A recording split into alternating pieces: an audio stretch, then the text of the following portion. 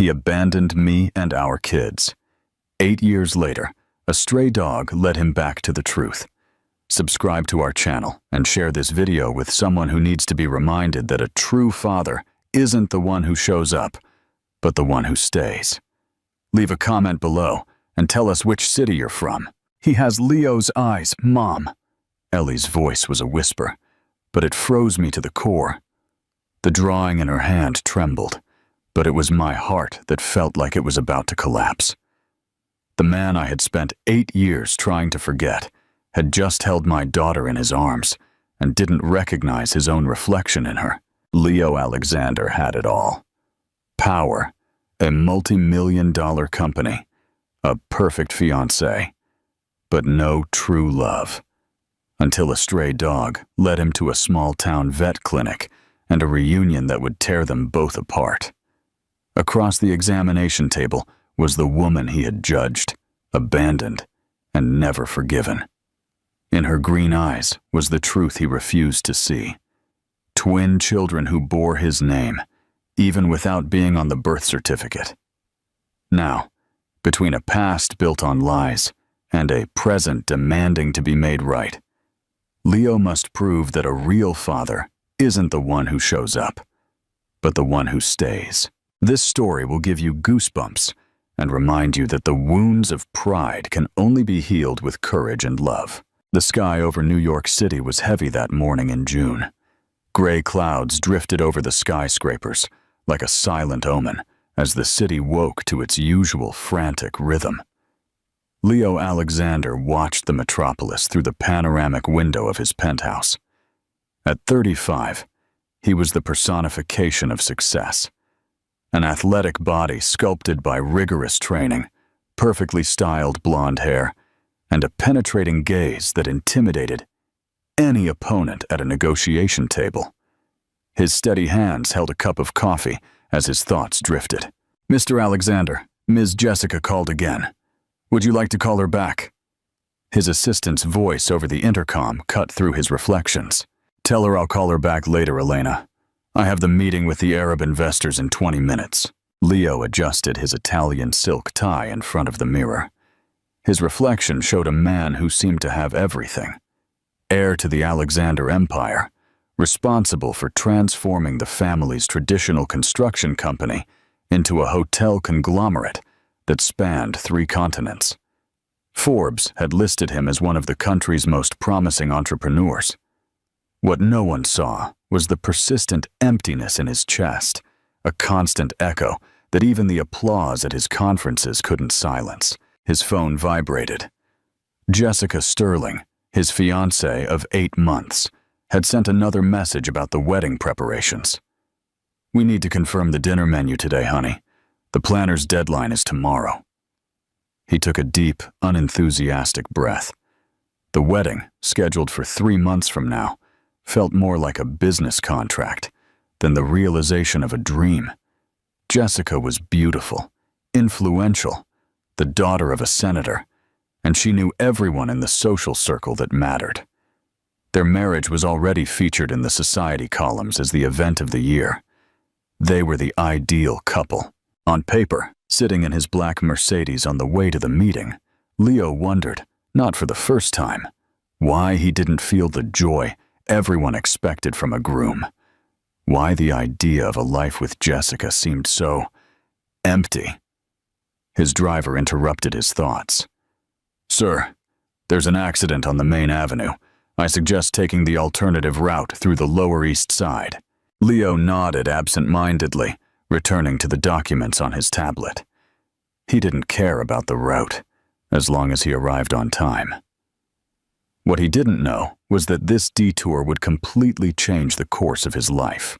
Across town, Clara Mendez woke to the blaring sound of her alarm clock at 5:30 in the morning. At 28, she already had more responsibilities than many would face in a lifetime. She stretched quickly and pushed the red hair out of her green eyes.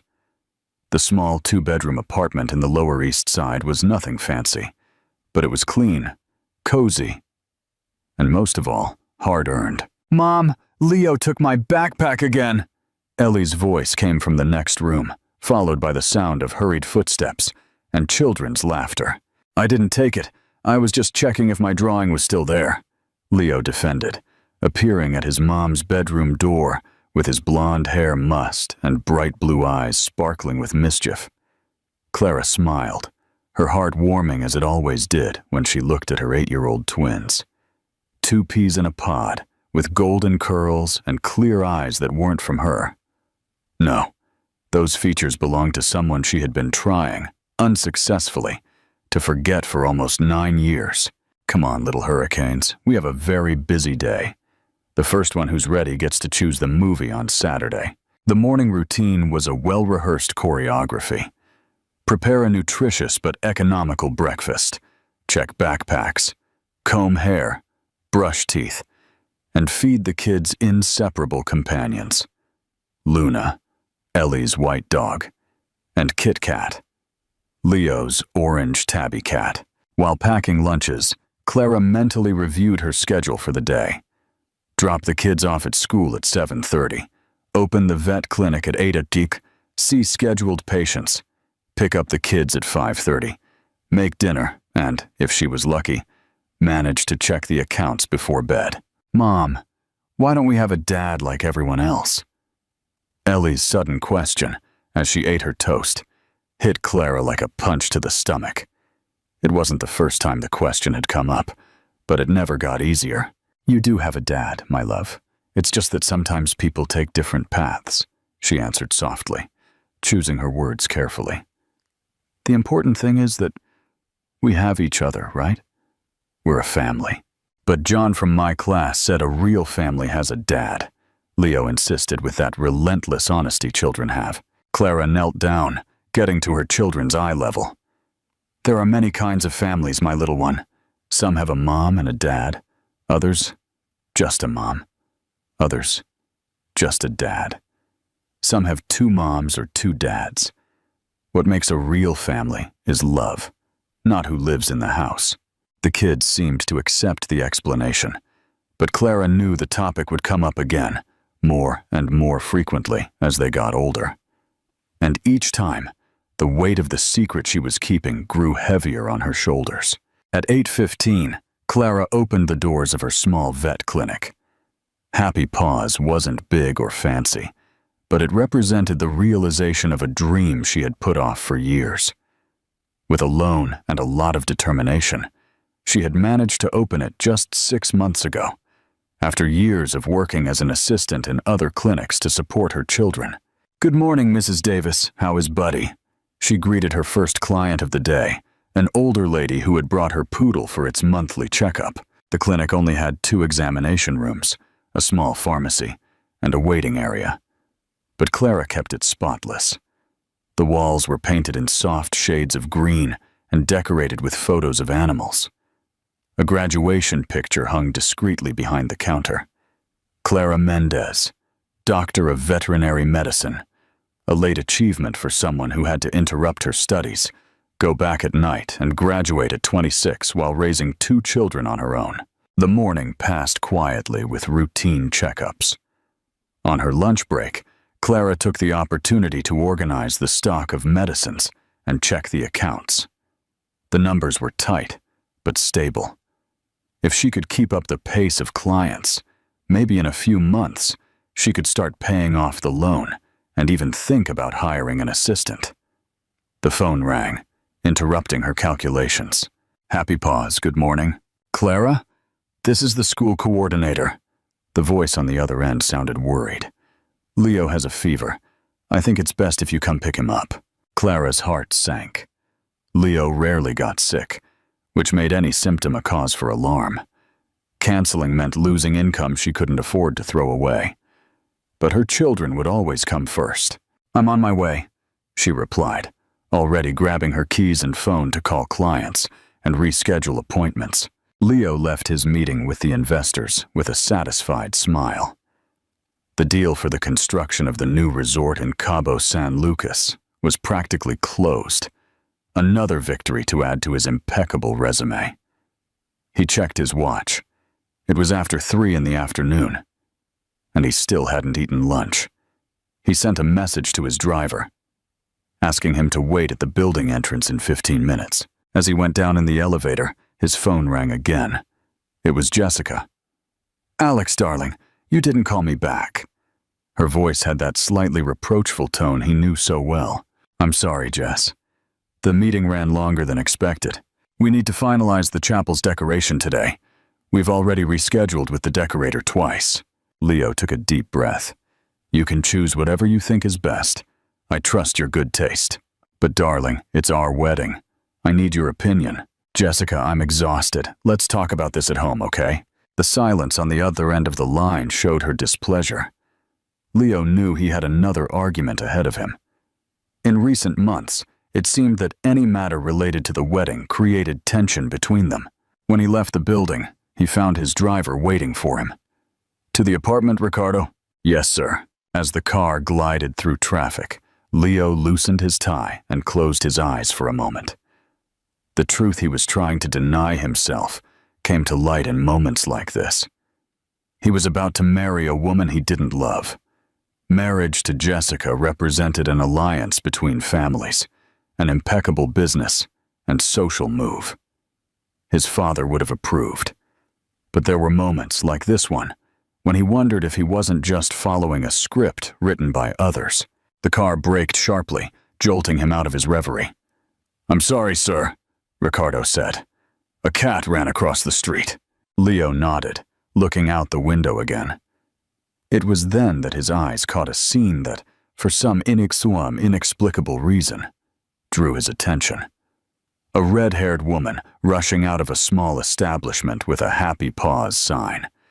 She was carrying a heavy bag on her shoulder and running as if the world depended on her haste. There was something about her determined posture, the fiery hair dancing in the wind, that stirred a strange feeling in his chest, a feeling of familiarity, as if he knew her from somewhere. "Sir," the driver's voice brought him back to reality. "Shall we continue?" Leo nodded, pushing the unsettling feeling away. It was probably just fatigue. After all, redheads weren't that rare, and New York City was too big for meaningful coincidences. Clara ran toward the school, her heart in her throat. Leo rarely got sick, which made any symptom a cause for alarm. She found the boy sitting in the nurse's office, his face flushed and his eyes slightly wet. "My little one, what happened?" she asked, touching his forehead. He was warm, but not alarmingly so. "My throat hurts, Mom," the boy murmured, his voice clearly hoarse. After talking to the nurse and signing the release form, Clara took Leo home. On the way, she called her neighbor, Mrs. Chayo, who often helped her with the children in emergencies. "Of course I can stay with him, dear," the 65-year-old woman replied, who treated the twins like her own grandchildren. "I'll make him a special herbal tea from my home country that fixes any sore throat in a flash." With Leo settled on Mrs. Chayo's living room sofa, covered with a blanket and with Kit Kat purring beside him, Clara rushed back to the clinic. There was one appointment she hadn't been able to reschedule, a new client who had insisted it was urgent. Upon arriving, she found Rosa, the cleaning assistant who came 3 times a week, trying to calm a tall, well-dressed man who seemed agitated. "Thank God you're here, Dr. Mendez," Rosa said, visibly relieved. "The gentleman here arrived with an emergency." Clara looked at the man and immediately noticed the small bundle in his arms. It seemed to be a puppy wrapped in an expensive shirt that had bloodstains on it. "Please help me," he said, with genuine urgency in his voice.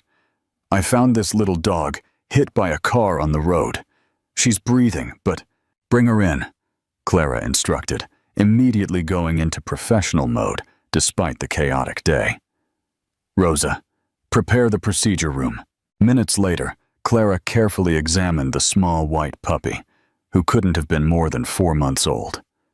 She had a visibly broken back leg and some cuts, but the most significant damage appeared to be a laceration on her abdomen that was bleeding heavily. "She'll need stitches, and her leg is fractured," she explained to the man, who watched with obvious concern. "I'll need to lightly sedate her to perform the procedure. Do you know her? Are you the owner? He shook his head. No, I was coming back from a meeting and I saw her on the side of the road. I couldn't just leave her there. Clara nodded, impressed by the gesture. Not everyone would stop to help an injured animal, especially someone who, by his appearance and the car she had seen parked on the street, clearly belonged to a world very distant from hers. That was a noble gesture, she commented, preparing the materials. I'll do everything I can for her. The procedure may take about an hour.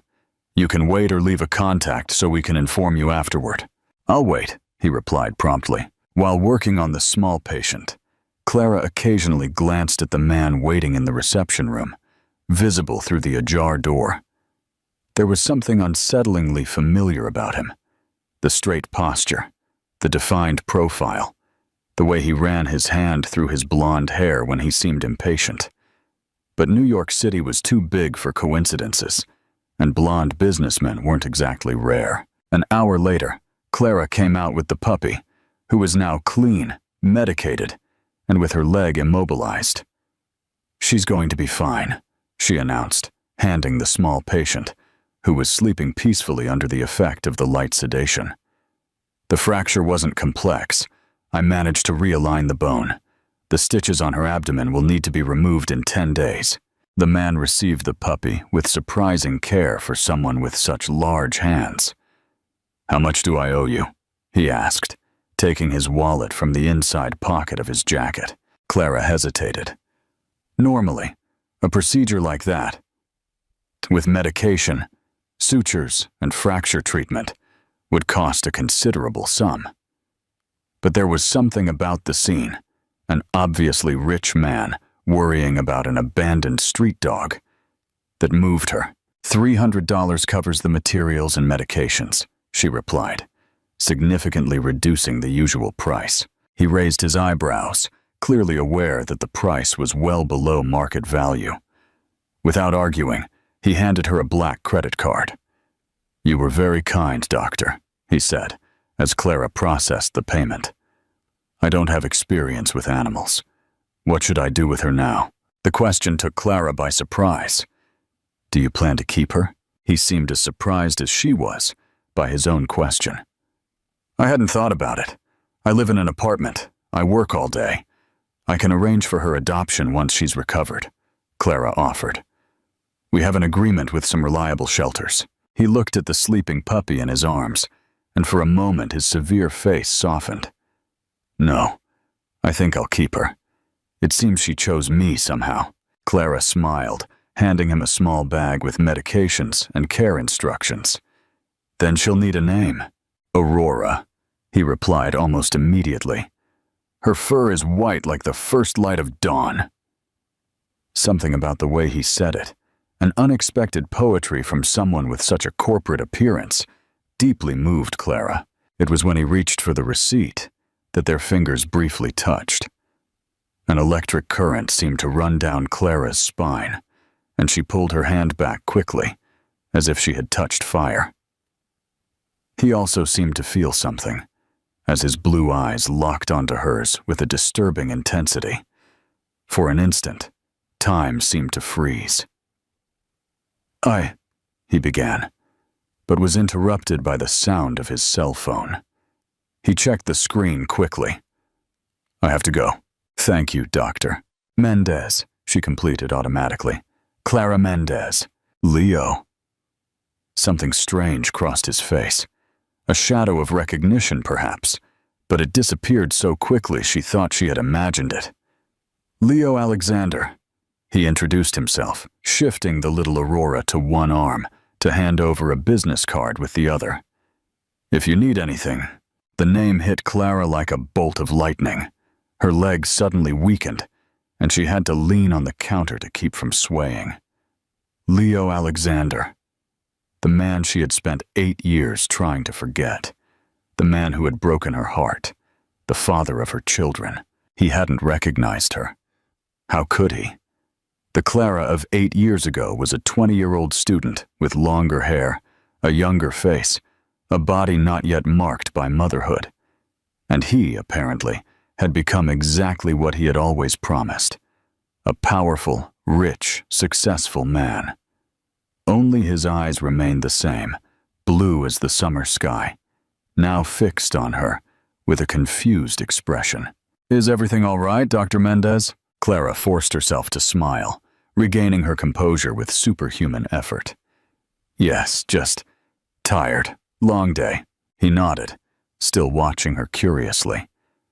"I'll be back in 10 days for the stitches then, and bring Aurora for an evaluation in 3 days, just to check the healing." When the door closed behind him, Clara collapsed into the chair, trembling. After 8 years, destiny had put Leo Alexander back in her path. The father her children never knew. The man who had abandoned her without explanation, without a chance to defend herself. And he hadn't even recognized her. Clara barely slept that night. The image of Leo Alexander with the little Aurora in his arms replayed in her mind like a broken film. The same man who had made her cry for nights on end, who had disappeared from her life without giving her a chance to explain, was now back as a client in her clinic. The irony of fate had a bitter taste. Next to her bed, a picture frame held the only photo she had kept of him, hidden behind a picture of the twins on their 6th birthday. An old photograph taken on the beach when they were just 2 young lovers, with dreams bigger than the world, before everything fell apart. "Mom, it's time to get up." Leo's voice interrupted her thoughts. Ellie, now recovered from her fleeting fever, ran down the hall with Kit Kat chasing him. Looking at her children, Clara felt her heart clench. The blonde hair, the piercing blue eyes, the shape of his chin. It was like seeing miniature versions of Leo. How had he not noticed the similarity? Or maybe he had noticed something, and that would explain his confused look when he said goodbye. "Come on, little ones. Breakfast is on the table." During breakfast, Clara watched the twins with new eyes. For 8 years, she had kept the secret of their father's identity. When they were little, the questions were vague and easily sidestepped. But now, at 8, their curiosity was growing. And with Leo back in the city, seemingly not recognizing her, what should she do? "Mom, can Luna go to school today? It's bring your pet to school day," Ellie asked, interrupting her thoughts. "No, honey. Luna has to stay home today, but I promise she can go next time." The walk to school was filled with the children's lively stories, but Clara's mind wandered. What if Leo discovered the truth? What if he wanted to be a part of the twins' lives? Or, worse, what if he rejected them all over again? Across town, Leo woke up restless. There was something about the red-haired vet that had deeply disturbed him. A sense of déjà vu, as if he knew her from somewhere. Sitting on the edge of the bed, he watched the little Aurora sleeping in the basket he had improvised. The puppy was breathing calmly, her bandaged paw resting on the soft fabric. His phone vibrated. A message from Jessica. "Good morning, honey.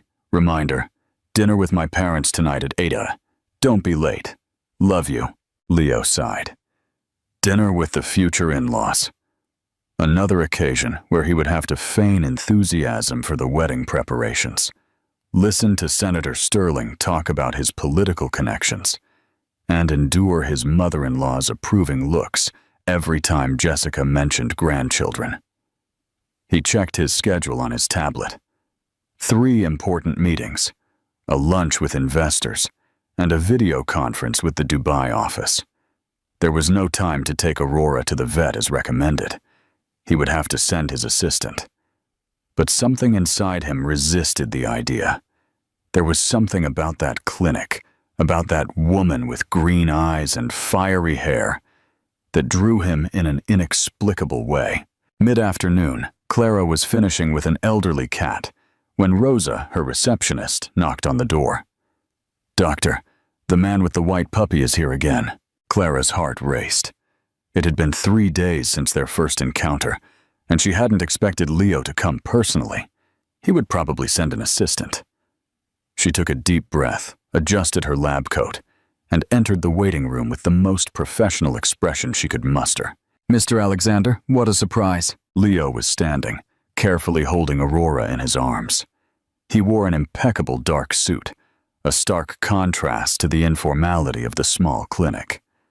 "Dr. Mendez," he greeted her with a nod of his head. "I hope I'm not interrupting." "Not at all. Please come with me." In the examination room, Clara tried to stay focused on the small patient, avoiding eye contact with Leo as much as possible. She examined the stitches, checked the immobilized paw, and noted with satisfaction that the recovery was on track. "She's eating well?" she asked, maintaining a professional tone. "Yes, surprisingly well for such a small thing," he replied, and there was a trace of affection in his voice that Clara hadn't expected. "I think she's enjoying the life of luxury. Dogs are adaptable," Clara commented with a slight smile. "They just need security and affection. The rest is details." As she spoke, her fingers worked delicately, checking the stitches on the puppy's abdomen. It was then that she noticed Leo was watching her intensely. "Is something wrong?" she asked, feeling her discomfort grow. "Excuse my indiscretion, Dr. Mendez, but do I know you from somewhere? I have the impression." Clara's heart stopped. So he felt something familiar, but he couldn't place it. Part of her wanted to scream the truth, to throw the 8 years of abandonment in his face. Another part, the one that had protected her children for so long, wanted to maintain her distance. "New York is a big city, Mr. Alexander. I doubt our paths have crossed before." He continued to observe her as if trying to fit together pieces of a puzzle. "Maybe you're right," he finally conceded. "I have a good memory for faces. Yours just seems familiar." Clara looked away, returning her attention to Aurora. "The healing is perfect. We can remove the stitches in a week." As she finished the exam, the door to the examination room opened suddenly, and Ellie ran in. "Mom, look what I made in art class today." Clara froze. The children. She had forgotten that Mrs. Chayo would bring them after school. Normally, they waited in the small back room until she was finished, but Ellie, always impulsive, had clearly decided to ignore the rules. Leo turned to the little intruder, and Clara saw the exact moment his eyes landed on the girl. The shock was visible. He literally took a step back as if he had been physically hit. Ellie, oblivious to the tension, came closer with her drawing. "Look, Mom, I drew Luna and Kit Kat together in the park." It was then that Leo appeared at the door looking for his sister. "Ellie, Mom's working. You can't just come in here." The boy's words hung in the air when he saw the stranger in the room. Now Leo was looking from one to the other, his face as pale as paper. It was impossible not to see the resemblance, the same blue eyes, the same blonde hair, the same features he saw in the mirror every morning, now reflected in two small faces that looked at him with curiosity. "Are they your children?" His voice came out choked. Clara felt the world crumble around her. This wasn't how she had planned it. Not so sudden, not so raw. "Yes," she replied, her throat dry. "Ellie, Leo, this is Mr. Alexander, Aurora's owner." Leo, always the more observant, looked at the puppy and then at the tall man. With an analytical expression that was so similar to Leo's, it hurt. "She's pretty," the boy said, approaching cautiously to look at the animal. "Can I pet her?"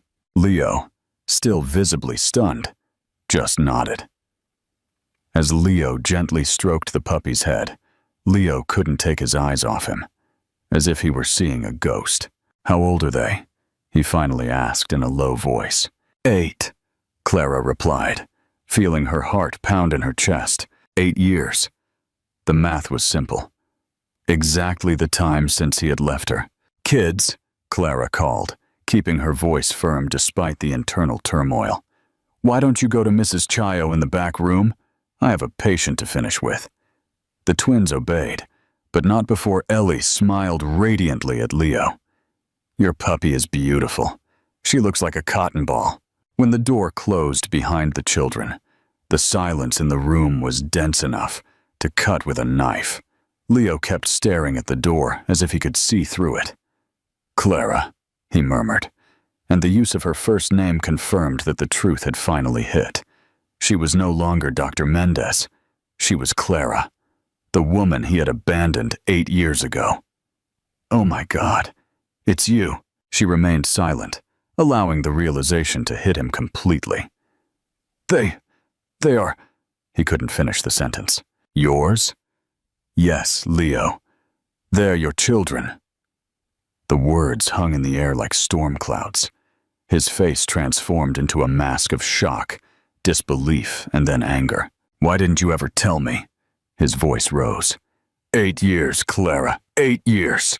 She felt her own rage welling up, fueled by years of solitary struggles, sleepless nights, and difficult explanations to her children. "Tell you? You disappeared from my life without looking back. You changed your number, you moved, you cut off all contact. How was I supposed to tell you? You could have tried. My family was well known. You could have found me. After what you accused me of, after you called me a liar, a cheater." Tears began to burn in Clara's eyes. "You didn't even give me a chance to explain, Leo. You judged me, you condemned me, and you disappeared. Why would I go after someone who treated me like that?" He ran his hand through his hair, a gesture she knew well, a sign of his frustration. "I saw the messages, Clara. I saw the pictures. You were with him, with Ricardo while we were together." "Fake messages," she exclaimed, fighting to keep her voice low. "Manipulated photos. There was never anything between Ricardo and me. He was just a friend from college. The messages were on your phone. Jessica showed them to me." The mention of that name felt like a slap in the face to Clara. Jessica Sterling, your best friend at the time. The person who knew all your passwords, who had access to your phone, who had always looked at Leo with those greedy eyes. "Jessica," she repeated, comprehension finally dawning on her mind like a bolt of lightning. "Of course, Jessica." Leo frowned, confused by her reaction. "What about Jessica? She was my best friend, Clara.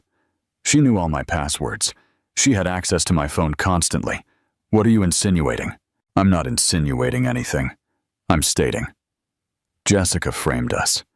She was always in love with you since our college days. When she found out you were going to propose to me..." "How did you know that?" he interrupted, surprised. "Because you told her!" Clara exclaimed, exasperated. "You asked for her opinion on the ring, remember? And she came running to tell me, feigning joy, when in reality she was scheming." Leo's expression slowly changed, as if the pieces of a puzzle were falling into place.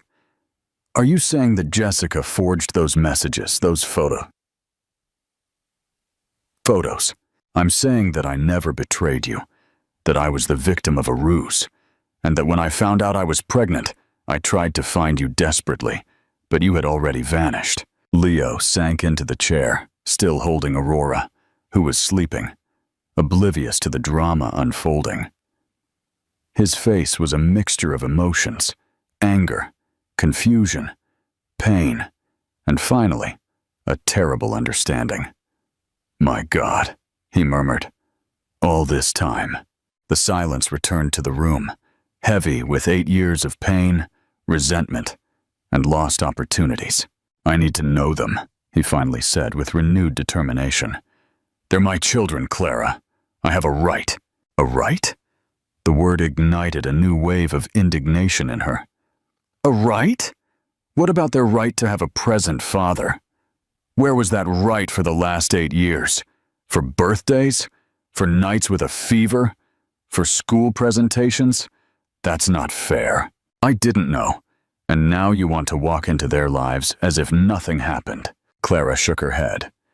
"It's not that simple, Leo. They're children, not property you can claim when it's convenient." His expression hardened.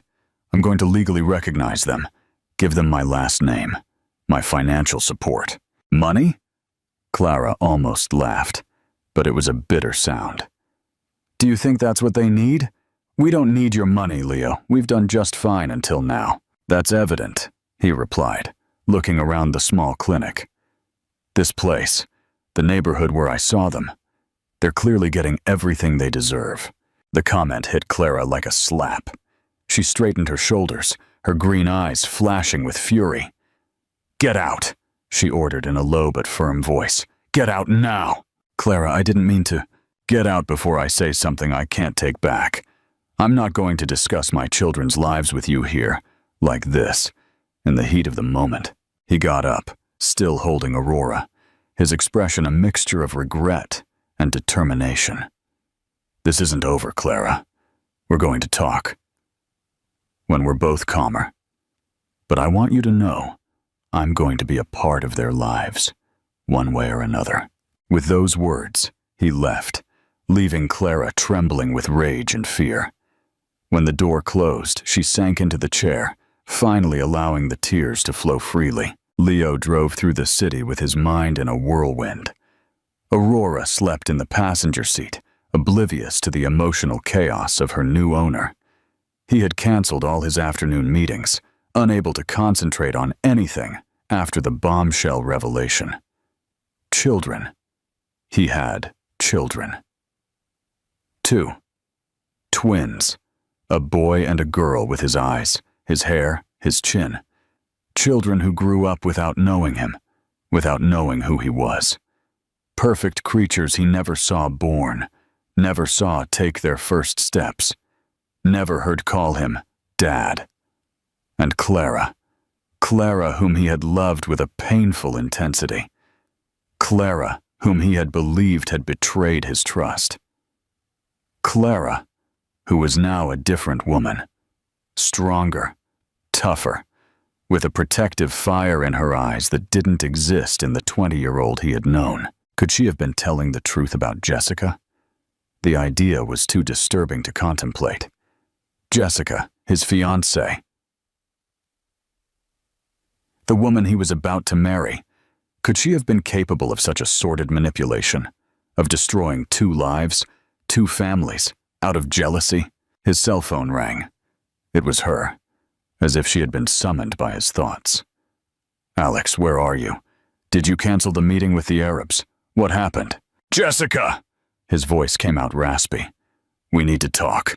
"Of course, darling. I'm at the bridal shop. Do you want me to stop by the office?" "No, I'm going home now. I'll see you there in an hour." He hung up before she could respond. He needed time to organize his thoughts, to decide how to approach the matter. If Clara was right, if Jessica had really forged those proofs of betrayal, it meant that the last 8 years of his life had been built on a lie. Upon arriving home, he placed Aurora in her basket and poured himself a double whiskey. He felt numb, as if he were living a bizarre dream. He walked to his study and opened the drawer where he kept old documents. At the bottom, hidden in a folder, was a photo. The only one he had kept of Clara, taken on a beach trip. Her red hair waving in the wind, her luminous smile, her green eyes shining with love. Why had he kept that photo all these years? Why hadn't he been able to get rid of it, even believing he had been betrayed? The doorbell rang, interrupting his reflections. Jessica had arrived earlier than expected. Taking a deep breath, Leo put the photo away and went to the door. Jessica entered like a whirlwind, talking quickly about the wedding preparations. "Alex, darling, you're not going to believe it. I found the perfect dress, and the decorator suggested a theme that will leave everyone speechless. I'm thinking of..." She stopped when she noticed his somber expression. "What's wrong? Did something happen?" Leo looked at her with new eyes. Jessica Sterling, with her impeccable black hair, perfect makeup, designer clothes. The woman he was about to marry. The woman who had possibly ruined his life. "I ran into Clara today," he said bluntly, watching her reaction carefully. Jessica's face visibly paled. It was only for an instant, then replaced by a look of forced confusion. But Leo caught it. "Clara? What Clara?" "You know exactly who I'm talking about, Jessica. Clara Mendez, your old best friend. Jessica sat on the sofa, nervously adjusting the strap of her designer purse. Oh, that Clara. Gosh, I haven't thought about her in years. How is she? The forced casualness was so transparent that Leo almost laughed. She's fine. She's a veterinarian now. She has a small clinic in the Lower East Side. But the most interesting thing was meeting her children. Jessica swallowed hard, her discomfort now evident. She has children? Well, good for her. I didn't know she got married. She didn't get married, Leo replied, approaching her slowly. They're twins. They're 8 years old. 8 years? Jessica's voice faltered. What a coincidence. That was about when we lost touch. Exactly when we lost touch, Jessica.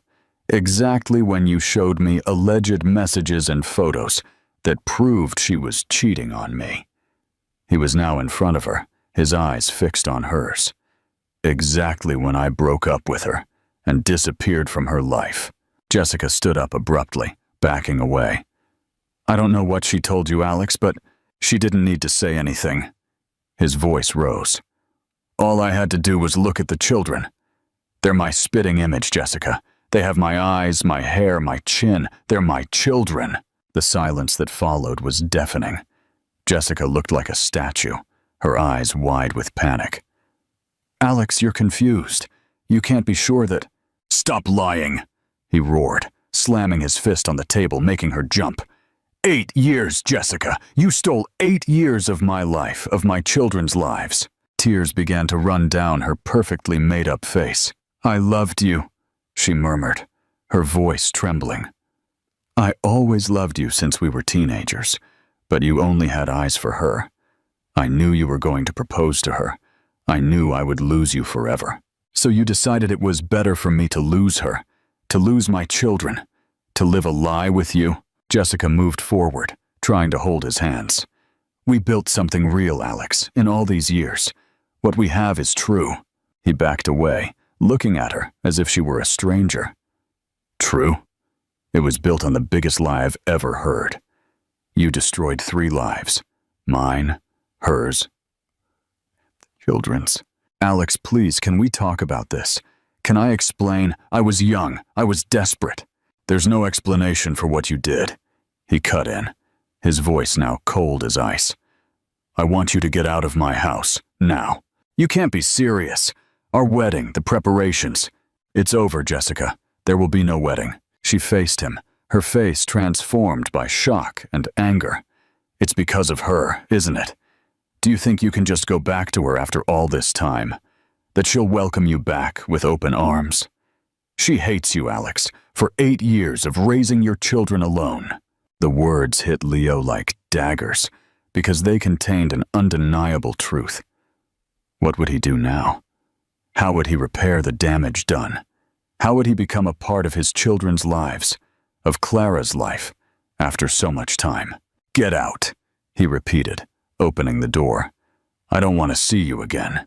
Jessica grabbed her purse, the tears now replaced by a mask of fury. You'll regret this, Alex. No one humiliates me like this. When the door closed behind her, Leo felt as if a weight had been lifted from his shoulders, only to be replaced by another, even heavier one. The weight of responsibility for the lost years, for the lives he had inadvertently helped to disrupt. He grabbed his phone, determined. He needed to talk to Clara again. He needed to meet his children, really meet them, and somehow find a way to repair what had been broken. Clara was putting the twins to bed, trying to maintain the normal routine despite the internal turmoil. They had asked about the man with the white puppy, noticing his resemblance to that, but she had deflected the topic, promising to talk about it another day. Now, sitting on the edge of Ellie's bed, she stroked her daughter's blonde hair as the little girl hugged Luna. Mom, Ellie murmured, already sleepy. That man looked like us, didn't he? Clara's heart stopped. The children were too observant for their own good. A little, maybe, she replied cautiously.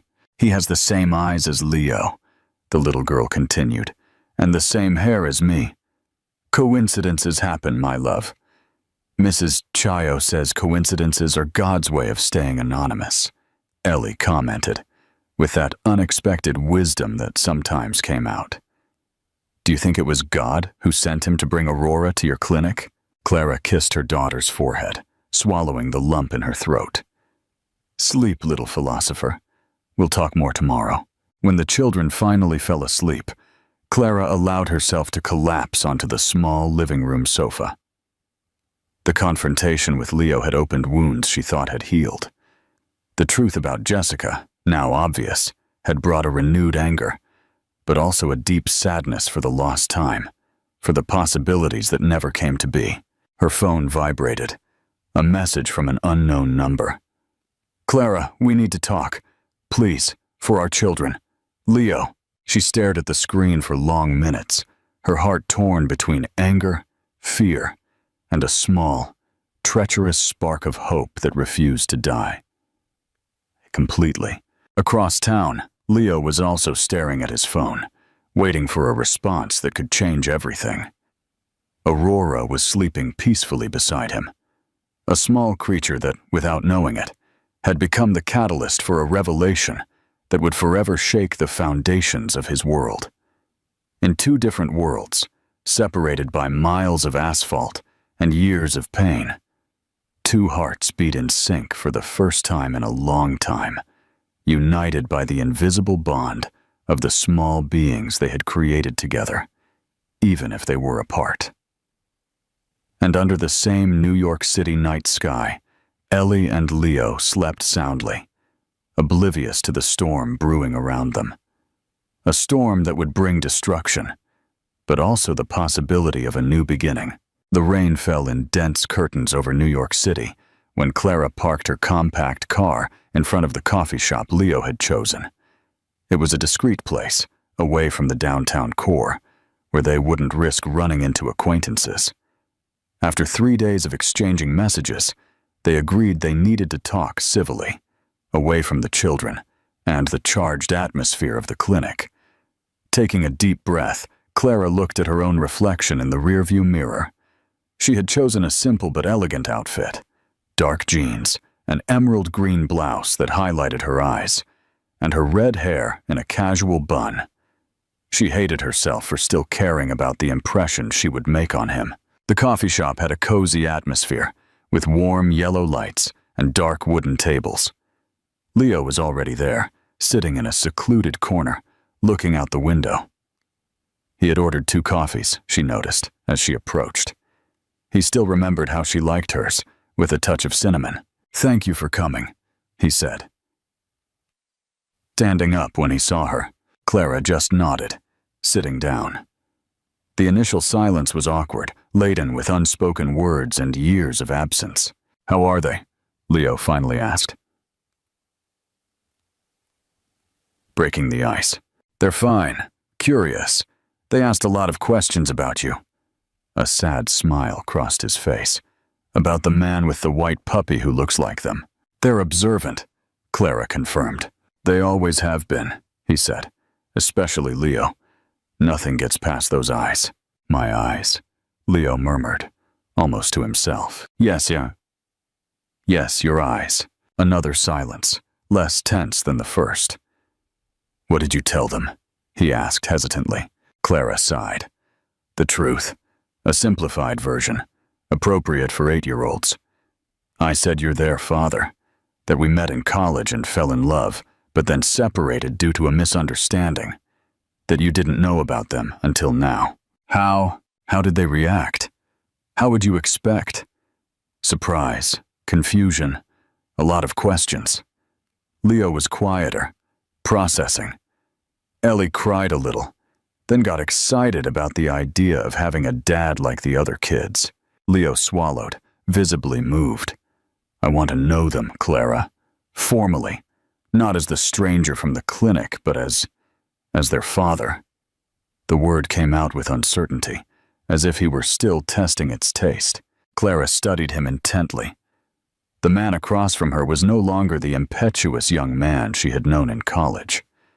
There were new lines on his face, a sobriety in his eyes, that spoke of experiences and pain. "Leo, I need to be clear.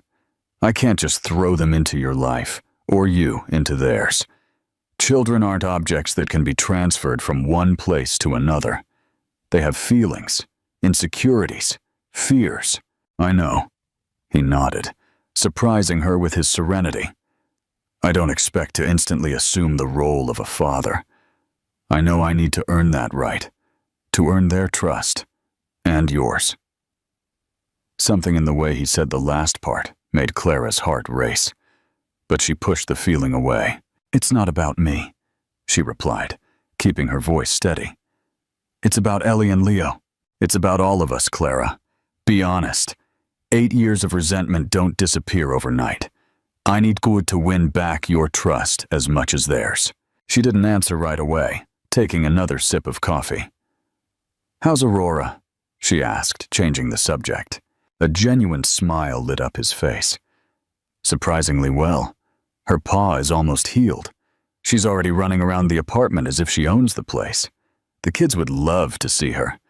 That would be a good start, wouldn't it? A visit to see Aurora. Clara nodded slowly. Maybe. A neutral environment. A park, maybe, where they can interact without pressure. And Jessica? The question escaped her before she could contain it. Leo's expression hardened. I broke off the engagement. She denied it at first, then confessed everything when confronted with the evidence of the twins. I haven't seen her since. I'm sorry, Clara said, surprising herself with the sincerity of the statement. Don't be sorry. It was like waking up from an 8-year nightmare, realizing I was about to marry someone capable of that kind of manipulation. He didn't finish the sentence, but he didn't need to. The silence between them was different now, no longer laden with unspoken accusations, but with a mutual understanding of shared wounds. Sunday, Clara finally said. Central Park at 10 in the morning. The kids like the lake, and Aurora can run around there without any problems. Leo's face lit up with barely contained hope. I'll be there. In the following weeks, a routine was established. Sunday meetings in the park, always supervised by Clara. Slowly, Leo began to earn the children's trust, and, reluctantly, Clara's too. He never overstepped the boundaries she set. He always asked for permission before suggesting activities. He never criticized Clara's parenting decisions. Every gift for the children was carefully thought out, meaningful, but never extravagant, respecting the values Clara had taught them. It was in the middle of the second month of this new dynamic that Ellie asked the question that would change everything. Why don't you come over for dinner at our place, Dad? My mom makes really good lasagna. The term Dad, used for the first time by one of the twins, hit Leo like a wave. His eyes instantly welled up, and he needed a moment to compose himself. That depends on your mom, Ellie, he replied, looking at Clara with a mixture of hope and caution. Clara hesitated. A meeting at home would be a huge step. It would make everything more real, more intimate. But the joy on Ellie's face, the expectation even in Leo's usually cautious eyes, how could she say no? Friday, she finally said, at 7, nothing too formal. Leo's smile was worth the risk. It was during the third month of this new dynamic when the storm hit. Clara was seeing the last clients of the day when Rosa, her receptionist, entered the room with an alarmed expression. Doctor, there's a woman out there insisting on seeing you. She seems agitated. Before Clara could respond, the door was violently pushed open, and Jessica Sterling entered like a whirlwind. She looked visibly different from the neat image Clara held in her memory. Disheveled hair, deep dark circles under her eyes, wrinkled clothes. You! She shrieked, pointing an accusing finger at Clara. You destroyed my life! Rosa ran to call security, while Clara tried to remain calm, aware of the frightened puppy that was still on the examination table. Jessica, this is a place of work. There are animals here that need peace and quiet. As if you cared about peace and quiet when you stole my fiancé, Jessica continued, her voice high and unstable. 8 years, Clara. 8 years of building a life with him, and you reappear with your bastards and destroy everything. The mention of her children ignited something in Clara, a protective fury that overcame any fear. "Never refer to my children that way again," she said, her voice dangerously low. "And as for stealing your fiancé, maybe you should remember who stole whom first, who forged messages, manipulated photos, destroyed a relationship out of pure envy." Jessica laughed, a hysterical sound that made Clara's skin crawl. "It worked, didn't it? For 8 wonderful years it worked. He was mine. We had a life." "A life built on lies," Clara replied, keeping her distance. "How could it last? It was working until you reappeared with those children, those damn twins with his eyes." The door opened again, and 2 security guards from the building entered, followed by Rosa. "This woman is causing a disturbance," Clara informed them. "Please, escort her out." "This isn't over," Jessica yelled as she was led away. "You'll regret this, both of you." Immediately, Clara called Leo, telling him about the incident. He was visibly alarmed and promised to send a security guard to monitor the clinic and her apartment until the situation was resolved. 2 days later, Clara's fear came true in the worst possible way. When she went to pick up the children from school, she discovered that Ellie wasn't there. According to the teacher, a woman who identified herself as an aunt had picked up the girl earlier, claiming a family emergency. Clara's world fell apart. In a panic, she called Leo, who immediately left an important meeting upon hearing the news. In less than an hour, he mobilized a team of private security guards, activated contacts in the police, and began a frantic search. Leo, scared and confused, clung to his mom while Clara struggled to maintain her composure for the boy. "We're going to find her," she repeated, more to herself than to the child. "We're going to bring your sister back." Thanks to security cameras and Leo's contacts, they soon discovered that Jessica had taken Ellie to a secluded ranch outside the city, owned by a cousin of hers. The rescue operation was coordinated between the police and Leo's private team. Clara insisted on accompanying them, leaving Leo in the care of Mrs. Chayo, who was crying and praying at the same time. Upon arriving at the ranch, Leo convinced the police to allow him and Clara to approach first, hoping to resolve the situation peacefully, since Jessica was clearly unstable. When the door to the house opened, the scene they found paralyzed them both. Jessica, looking even more disheveled, smiled in an unsettling way. Beside her, Ellie was sitting on the sofa, scared but physically unharmed. "Mom!"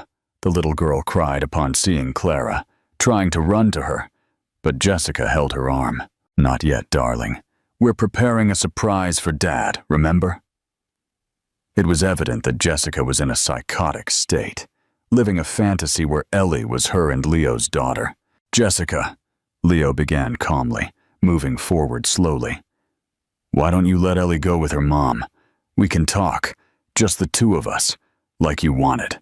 "Her mom?" Jessica laughed, a hollow sound. No, we're starting a family now, Alex. You, me, and our daughter. Isn't she beautiful? She has your eyes." As she spoke, her hand moved toward her coat pocket.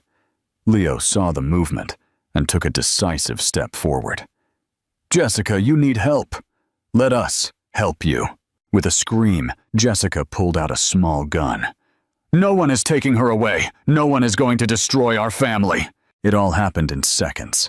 Leo lunged forward, shielding Clara, and reaching Ellie in the same motion. The gun fired, the deafening sound filling the air. Police officers burst into the house, subduing Jessica, who was screaming incoherently. When the dust settled, Clara was hugging Ellie tightly, frantically checking to see if her daughter was hurt. It was then that she noticed Leo, who had fallen to the floor, a red stain spreading on his shirt. "Leo!" she screamed, the world seeming to slow down around her. He smiled weakly. "I'm okay. Just a scratch on my arm." She missed. Paramedics rushed in, confirming that the wound was superficial. The bullet had only grazed his arm. Jessica was taken, restrained and sedated, directly to a psychiatric clinic. 3 months passed since the incident. Life had found new rhythms, new configurations. Leo had bought a house in the same neighborhood, just a few minutes from Clara's apartment, allowing the children to transition easily between the two homes. That Sunday afternoon, the family had gathered in the spacious garden of the new house. Leo and Leo were building a telescope they had bought together. Ellie was running on the lawn with Aurora, Kit Kat, and Luna, all apparently involved in some complex game. Clara watched them from the deck, a sense of peace she hadn't felt in years filling her chest. "What are you thinking about?" Leo's voice brought her back to the present. "How life comes full circle," she replied, smiling. "How we got here after everything." He nodded, understanding perfectly. "You know what Leo asked me yesterday?" Leo said, with a playful smile on his lips. "What? When are you going to stop pretending you don't want to kiss my mom?" Clara choked. Blushing intensely. "He didn't say that?" "Yes, he did," Leo confirmed, laughing. His exact words were, "Dad, why do you look at my mom that way when you think no one's watching, but you never do anything?" "And what did you say?" she asked. Her heart racing. "I said some things can't be rushed. That sometimes, when something is really important, it's worth waiting for the perfect moment." Their eyes met, and Clara felt the world around them slow down. In recent months, they had rebuilt trust, friendship, and established effective co-parenting. But that final barrier, the romantic reconnection, had remained intact. "And when would that perfect moment be?" she asked, her voice almost a whisper. He approached her slowly, giving her all the time to back away if she wanted to. "Maybe now," he replied, his eyes fixed on hers. "I want to," she replied simply. When their lips met, it was like coming home after a long journey, familiar and new at the same time, heavy with the weight of a shared history and the promise of a future yet to be written. Finally, Ellie's voice broke the moment, followed by children's laughter. "Leo, you owe me $5. I said it would be today." They separated, laughing along with the children, who were now celebrating as if they had witnessed the perfect ending to their favorite movie. "Were you two betting?" Leo asked, feigning indignation. "It was Leo's idea," Ellie defended quickly. "Traitor," her brother mumbled, but he was smiling widely. A year later, in a simple ceremony in the garden of their house, Clara and Leo exchanged vows under an arch of flowers. Ellie scattered petals along the path. Leo, solemn, carried the rings. Aurora, now a healthy adult, accompanied the twins with a white bow on her collar. When the officiant asked if anyone had anything to say before the exchange of rings, Ellie stepped forward. "I wanted to say something," she announced confidently. "Before, I thought family was just who lived in the same house. But now I know family is who stays together, even when everything is difficult. Also," Leo continued, joining his sister, "we wanted to thank Aurora. Without her, Dad might never have found us." Aurora, as if she understood, barked once, making everyone laugh. When they finally exchanged rings, it wasn't just a couple officially uniting, but a family completing a journey of rebuilding, made of losses and gains, pain and joy, separation and reunion. Years later, the small vet clinic was transformed into a large rehabilitation and adoption center for abandoned animals. Aurora's new beginnings became a national benchmark, a legacy built by Clara and Leo, living proof that sometimes love just needs a chance to start over.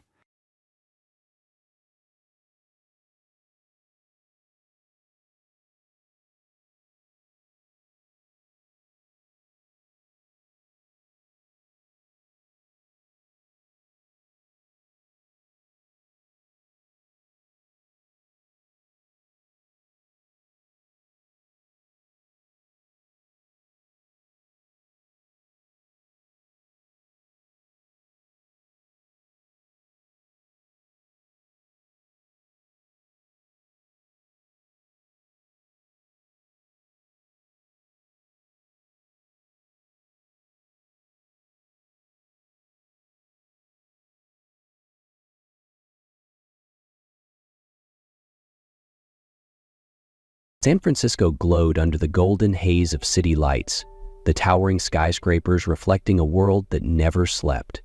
But inside the top-floor office of Carter Tech, silence loomed, thick and suffocating.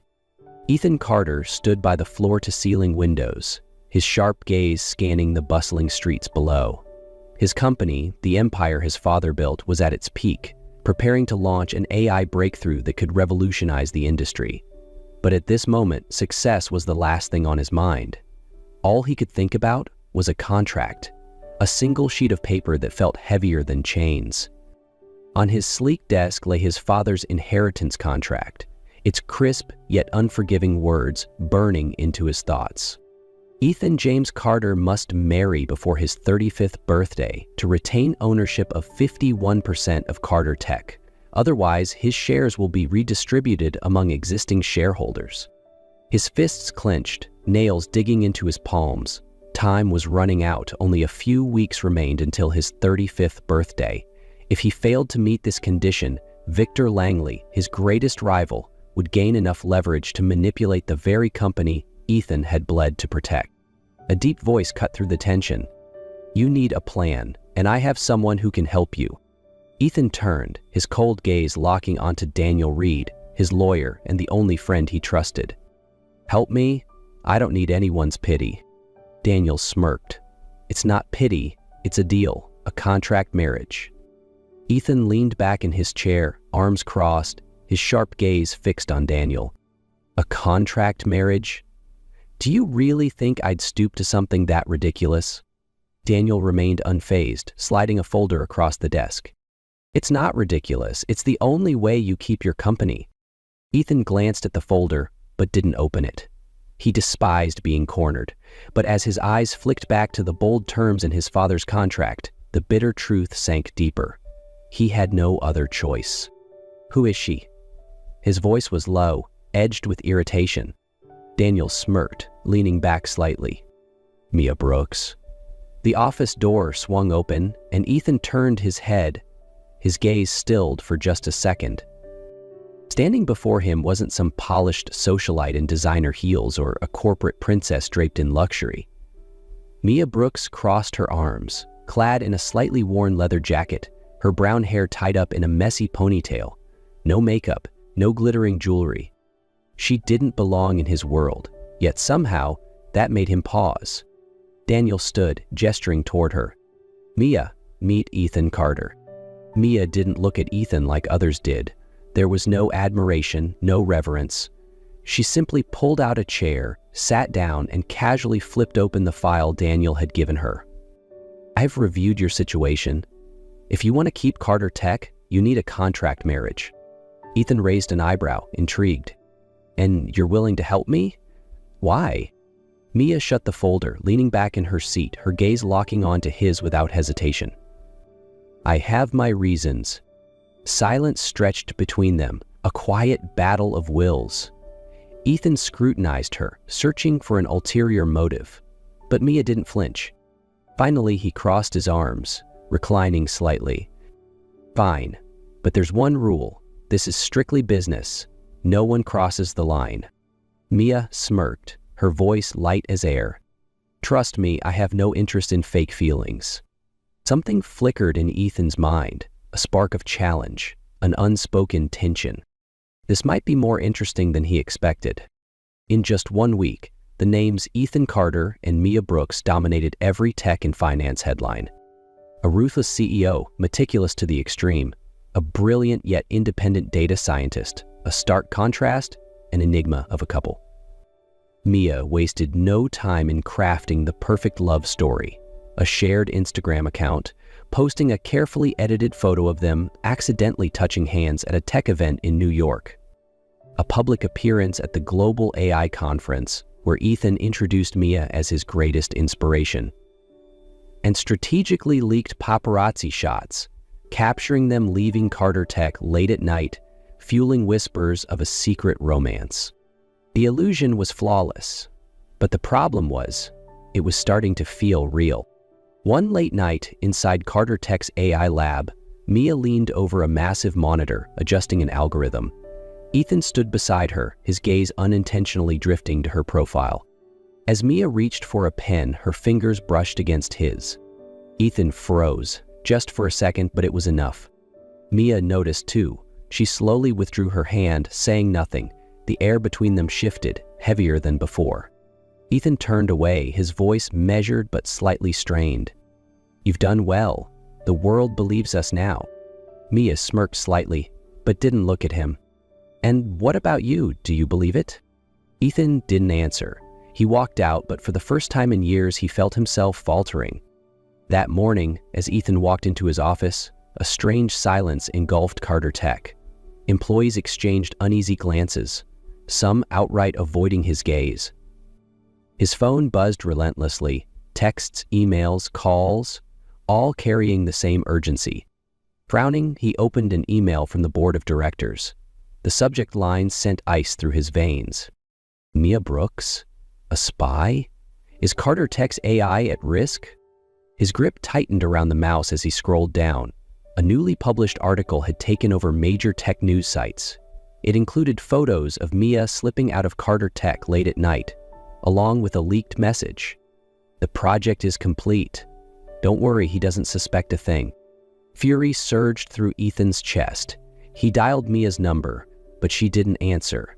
Not willing to wait, he stormed down to the AI lab. The door slammed open, making employees jump. Mia turned, startled, but Ethan's gaze was no longer the same. Gone was the warmth, replaced by cold betrayal. He threw his phone onto the desk in front of her, the article still glaring on the screen. "Care to explain this?" His voice was dangerously low. Mia's eyes scanned the screen, her face draining of color. "Ethan, this isn't what it looks like." "Not what it looks like." Ethan let out a bitter laugh. "I trusted you. I defended you. And this is how you repay me?" Mia shook her head, stepping closer, but Ethan stepped back. "I trusted you, Mia. I let you in, and you turned out to be just like everyone else who betrayed me." His voice was hoarse, laced with anger and something deeper. Pain. "I was a fool to believe in you, and I won't make that mistake again." Mia froze, the pain in her eyes unmistakable. "Ethan, please, you have to believe me." But Ethan turned away, his tone like ice. "Get out, now." Mia stood still, silent tears slipping down her cheeks. Without another word, she turned and walked away. The door slammed shut behind her, and with it, something inside Ethan shattered. The night rain poured down over San Francisco, but inside Ethan Carter's office, the real storm raged within him. He sat in the dim light, an untouched glass of whiskey resting on his desk. His mind replayed the same image. Mia walking away, silent tears streaming down her face. His phone buzzed. Daniel. Ethan didn't want to answer, but after a moment, he picked up.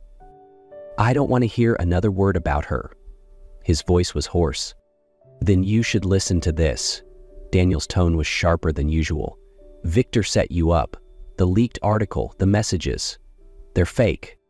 Ethan froze, fingers tightening around his glass. "What?" Daniel continued. "Mia never betrayed you. She's the heiress of Charles Brooks, one of the greatest AI pioneers. And more than that, she's been protecting you this whole time. She negotiated with suppliers, saved Carter Tech's AI project, without you even knowing." Everything collapsed in an instant.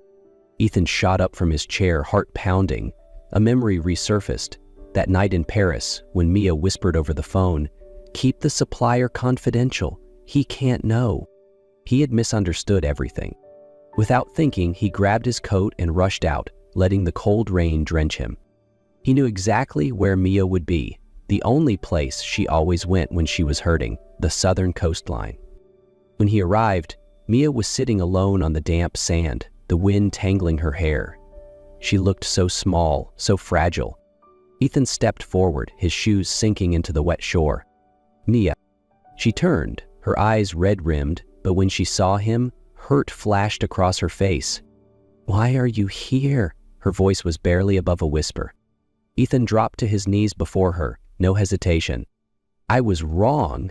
His voice was raw. "I let my fear control me. I pushed you away when I should have fought for you." Mia bit her lip, silent tears trailing down her cheeks. "I never wanted Carter Tech, Ethan," she whispered. "I just wanted you to believe in me." Ethan reached for her hand. "Why, Mia?" His voice was low, thick with emotion. "Why did you help me from the beginning? You didn't have to." Mia met his gaze, her eyes shimmering under the distant glow of city lights. The sea breeze tousled her hair, but her voice remained steady. "Don't you remember?" she whispered. Ethan frowned. "Remember what?" Mia inhaled deeply before giving him a small, wistful smile. "When I was 14, a group of classmates pushed me down on the school field. They laughed. No one helped me. But then, someone did." Ethan's breath hitched. A memory flickered in his mind. A 17-year-old boy standing protectively in front of a younger girl, shielding her from a group of bullies. Ethan's breath caught in his throat. Memories of that day flooded back. The fear in a young girl's eyes, the way he had instinctively stepped between her and the bullies, the relief in her trembling smile when he held out his hand. "Mia? It was you?" His voice was barely above a whisper, filled with shock and something else, remorse. "I didn't know." Mia nodded, a single tear slipping down her cheek. "It was you, Ethan, the only one who stood up for me when the whole world turned its back." Ethan's chest tightened. A moment from his past had changed everything. Mia bit her lip before whispering, "When I found out you were in trouble, I just wanted to help you, the way you once helped me." She paused, looking into his eyes, her voice finally breaking past the walls she had built around herself. "At first, I only wanted to repay you, but somewhere along the way, you became more than a debt to be settled." She exhaled shakily, her voice dropping to a whisper. "You became the only person I couldn't bear to lose. Ethan, I love you. I have for a long time." Ethan stilled. She loved him. The wind howled, the waves crashed, but the distance between them disappeared. Ethan stepped forward, wrapping his arms around her, pulling her close. Mia didn't resist. She simply buried her face into his chest, listening to the steady rhythm of his heartbeat. This time, Ethan wasn't letting her go. 3 weeks later, Ethan took Mia away from San Francisco. No business meetings, no deadlines. They arrived in Florence, Italy, a city Ethan had always wanted to visit but never had someone to share it with. That evening, they strolled along Ponte Vecchio, the ancient bridge glowing under golden streetlights. The Arno River shimmered beneath them, reflecting couples walking hand in hand. A street musician played soft melodies in the crisp night air. Mia inhaled deeply, turning to Ethan, her eyes filled with rare serenity. "Thank you for bringing me here." Ethan didn't reply. Instead, he gently squeezed her hand, his gaze distant as if lost in thought. Then, suddenly, he stopped in the middle of the bridge, reaching into his coat pocket. Mia's breath hitched. "Ethan?" He said nothing, just slowly dropped to one knee. The soft glow of the streetlights caught the deep sapphire blue of the ring in his hand, glistening like the Florence night sky. "I once told you I didn't believe in love, but you changed that." His voice was steady but full of emotion. "I once thought love was a distraction, but with you, I've learned it's the only thing that makes life worth living." He took a steady breath, gazing into her eyes. "I won't promise you the world, Mia, but I promise that every day I will make this world ours. Will you marry me?" Mia covered her mouth, her eyes shimmering with unshed tears. She didn't hesitate. "Yes, yes, I will." A rare, genuine smile crossed Ethan's lips. He slipped the ring onto her finger, then pulled her into his arms. They kissed beneath the golden lights of Ponte Vecchio, as strangers around them clapped and cheered. And in that moment, Ethan knew one thing for certain. He had finally found his forever. The following spring, Ethan Carter and Mia Brooks officially became husband and wife in a quiet yet profoundly meaningful ceremony. No extravagance, no flashing cameras, just those who truly mattered, gathered to witness their moment. They exchanged vows at a centuries-old villa in Tuscany, Italy, surrounded by rolling vineyards and a golden sunset. As Mia walked down the aisle in a flowing white gown, Ethan couldn't take his eyes off her. when Daniel, acting as their officiant, smirked and asked, "Ethan Carter, do you promise to love and protect Mia for the rest of your life?" Ethan squeezed her hand, his voice steady. "I do. Not just today, but always." When it was Mia's turn, she gazed at Ethan, her eyes shining. "I've loved you for a long time, Ethan, and I promise, I'll stay by your side until the very end." As they exchanged rings and Ethan pulled her into a deep kiss, the guests erupted into applause. But for Ethan and Mia, at that moment, the world was only them. A year later, Carter Tech and Brooks AI merged, creating a technological empire. But to Ethan, his greatest success wasn't measured in numbers. It was the woman, building the future with him. One late night in their new headquarters, Mia was meticulously adjusting an AI design, while Ethan stood behind her, his arms loosely wrapped around her waist. "You're still working?" he murmured. Mia smiled, leaning into him. "Just a little more. Technology needs to be perfect." Ethan chuckled softly. "Technology might, but you're already perfect to me." Mia turned in his embrace, wrapping her arms around his neck. "You know what's even more perfect?" Ethan arched a brow. "What?" Mia smiled, placing a hand over her stomach. "We're going to be a family." Ethan froze, eyes widening in shock. But then, slowly, a smile stretched across his lips. The kind of smile Mia knew meant he had finally found everything he had ever needed. Pulling her close, he whispered against her ear, "From fear, you gave me a reason to believe in love." Mia smiled, resting her head against his chest. "And from doubt, you gave me forever." Under the starlit sky, they stood together, knowing this was only the beginning, a journey of love, trust, and a little life waiting for them ahead.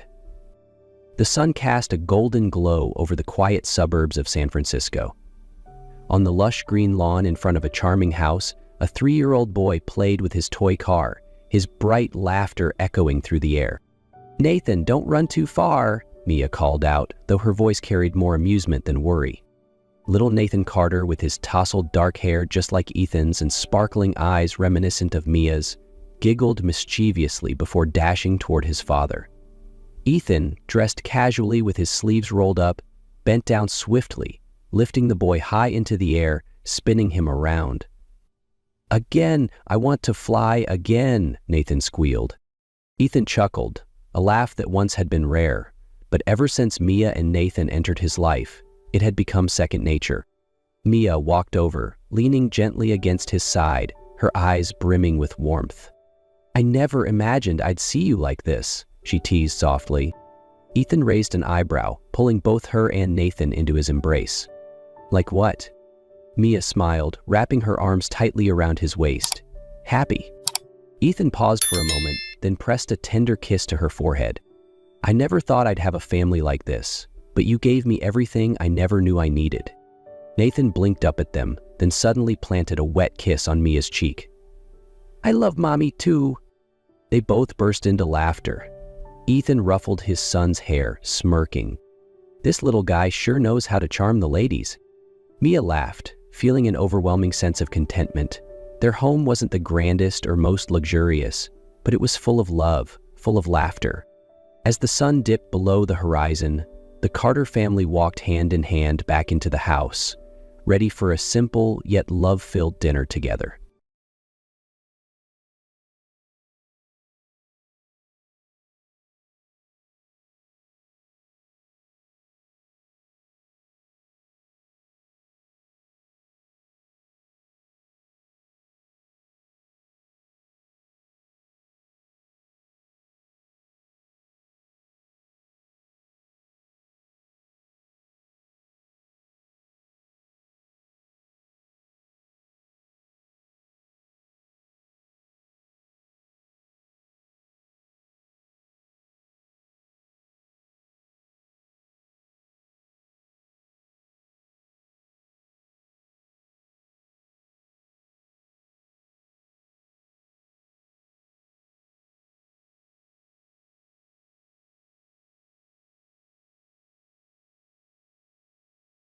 Mia Lawson returned home after a grueling day at the architecture firm, her hands still covered in the dust of blueprints and models. She was ready for a quiet evening, but the 2 pink lines on the pregnancy test sitting on her bathroom counter shattered that expectation. Her breath caught. This was supposed to be a moment of joy. Her heart raced as she called Daniel Morgan, her longtime boyfriend and the CEO of a thriving tech company. "I have news," she began, her voice trembling with excitement and nervousness. Daniel, however, didn't mirror her enthusiasm. Instead, his words came out cold and calculated. "The company is expanding," he said, avoiding her gaze when they met at their apartment later that evening. "I'm moving to Singapore next month. We finalized the merger." Mia's heart raced. "So we'll move together?" she asked, desperately clinging to a thread of hope that this wouldn't be the end. "Oh," Daniel replied bluntly, "I'm marrying Celia Wu. It's strictly business, part of the merger deal." The words hit Mia like a physical blow. Daniel, the man who had once promised her a life under the stars, had chosen power over love. "I'm carrying your child," Mia said, her voice cracking. "Does that mean nothing to you?" Daniel's response was devoid of emotion. "You'll be taken care of. My lawyers will contact you tomorrow." And with that, he walked out of her life. Left standing alone in their apartment, Mia clutched the pregnancy test like a lifeline, the silence around her so heavy it felt like the walls were closing in. But as the shock wore off, a resolve began to form within her. She would not let this betrayal define her. For her unborn child, she would rebuild. She was Mia Lawson, an architect not just of buildings, but of her own destiny. Mia couldn't sleep that night. Her mind kept replaying Daniel's words, his indifferent tone, and the way he had walked away without a backward glance. The man she thought she knew, the one who had shared late-night dreams of their future, was gone. In his place stood a stranger who had chosen business over love and family. The next morning, reality came crashing down. Daniel's lawyers contacted her, delivering an offer that was as cold as his parting words: a generous financial settlement, the apartment, and silence. The contract explicitly required her to keep the pregnancy quiet and to avoid any public connection to him. Mia's stomach churned at the thought of signing it. She confided in Sophie Bennett, her best friend since college. Sophie, a fiery freelance writer with a sharp wit, showed up at Mia's door with a duffel bag and a determined look. "Pack your things," Sophie said. "You're staying with me." Mia hesitated, her pride urging her to refuse, but Sophie's persistence broke through. "You're not alone in this, Mia. Let me help you." Over the next few weeks, Mia adjusted to life without Daniel. Sophie's small apartment became a sanctuary where Mia could think clearly. She threw herself into her work at the architecture firm, determined to finish a major project she had been leading, the design of a children's community center. But Daniel's betrayal had left scars deeper than Mia realized. One evening, she tried to return to their shared apartment, only to find the locks changed. Her joint bank accounts had been emptied. Even her personal savings were inaccessible due to Daniel's influence. She broke down in the elevator, clutching the cold metal railing as the weight of her circumstances pressed down on her. Sophie found her the next morning, curled up on the couch, pale and shaking. "He can't do this to you," Sophie said fiercely, placing a steaming cup of tea in Mia's hands. "But he has," Mia whispered. "Then we fight back." Sophie's declaration was the spark Mia needed. Together, they combed through legal documents, contacted local charities for temporary support, and spent late nights strategizing ways to rebuild her life piece by piece. Sophie even started researching investigative pieces about corporate abuse, determined to expose the truth. Mia's resilience grew with each passing day. Though she couldn't see a clear future yet, she knew she had to survive, not just for herself, but for the child growing inside her. One morning, Mia woke up to the first fluttering kicks of her baby. Tears filled her eyes as she placed her hand on her stomach. "We'll be okay," she whispered. "I promise." From that moment, Mia's purpose crystallized. Daniel had taken her past, but he wouldn't define her future. For her child, she would fight, she would rise, and she would rebuild. Mia Lawson threw herself into her work, finding solace in the precision and focus her architecture projects required. The children's community center she was designing had become more than just another job. It was her lifeline. Every sketch, every model, and every meeting reminded her that she was capable of creating something lasting, even as her personal life felt like it was crumbling. Her pregnancy progressed quickly, and while the challenges mounted, so did her determination. Morning sickness struck her during client meetings, and swollen feet ached after long hours standing at drafting tables, but Mia refused to let it slow her down. She was fighting for more than just herself now. Sophie remained an unwavering pillar of support. "Eat," Sophie would insist, sliding a bowl of soup or a protein bar onto Mia's desk whenever she seemed too engrossed in her work. "You're building a future for 2 people now, not just 1. By her 7th month, the community center project was nearing completion. Mia had become a fixture at the site, inspecting every detail to ensure it was perfect. The center was designed to be a safe haven for children, complete with vibrant classrooms, a lush outdoor play area, and a reading nook that captured Mia's own childhood love for books. But the physical demands of her work began to take their toll. One afternoon, as Mia stood on the scaffolding reviewing a final blueprint, she felt a sharp pain shoot through her abdomen. She gasped, clutching the railing for support. "Are you okay?" a concerned contractor asked. "I'm fine," Mia lied, though her face was pale. She knew it wasn't fine, but she also knew she couldn't afford to stop. Not yet. The pain subsided, and Mia pressed on, determined to see the project through. 2 weeks later, just days before the community center's grand opening, she went into labor. It happened at her office. Mia was putting the finishing touches on a presentation for the center when a contraction hit her so hard she doubled over. Sophie rushed her to the hospital, but the baby was impatient. Leo Lawson was born in the early hours of the morning with a full head of dark hair and a pair of lungs strong enough to fill the entire maternity ward with his cries. Holding Leo for the first time, Mia felt an overwhelming wave of love and relief. He was perfect. In that moment, she made a silent promise. She would give him a life filled with security and love, no matter the obstacles. The grand opening of the community center came 2 weeks later. Mia attended with Leo swaddled in her arms, earning applause and admiration from the attendees. As the ribbon was cut, she felt an immense sense of pride, not just in the building she had created, but in the life she was beginning to rebuild. Leo quickly became the center of Mia's world.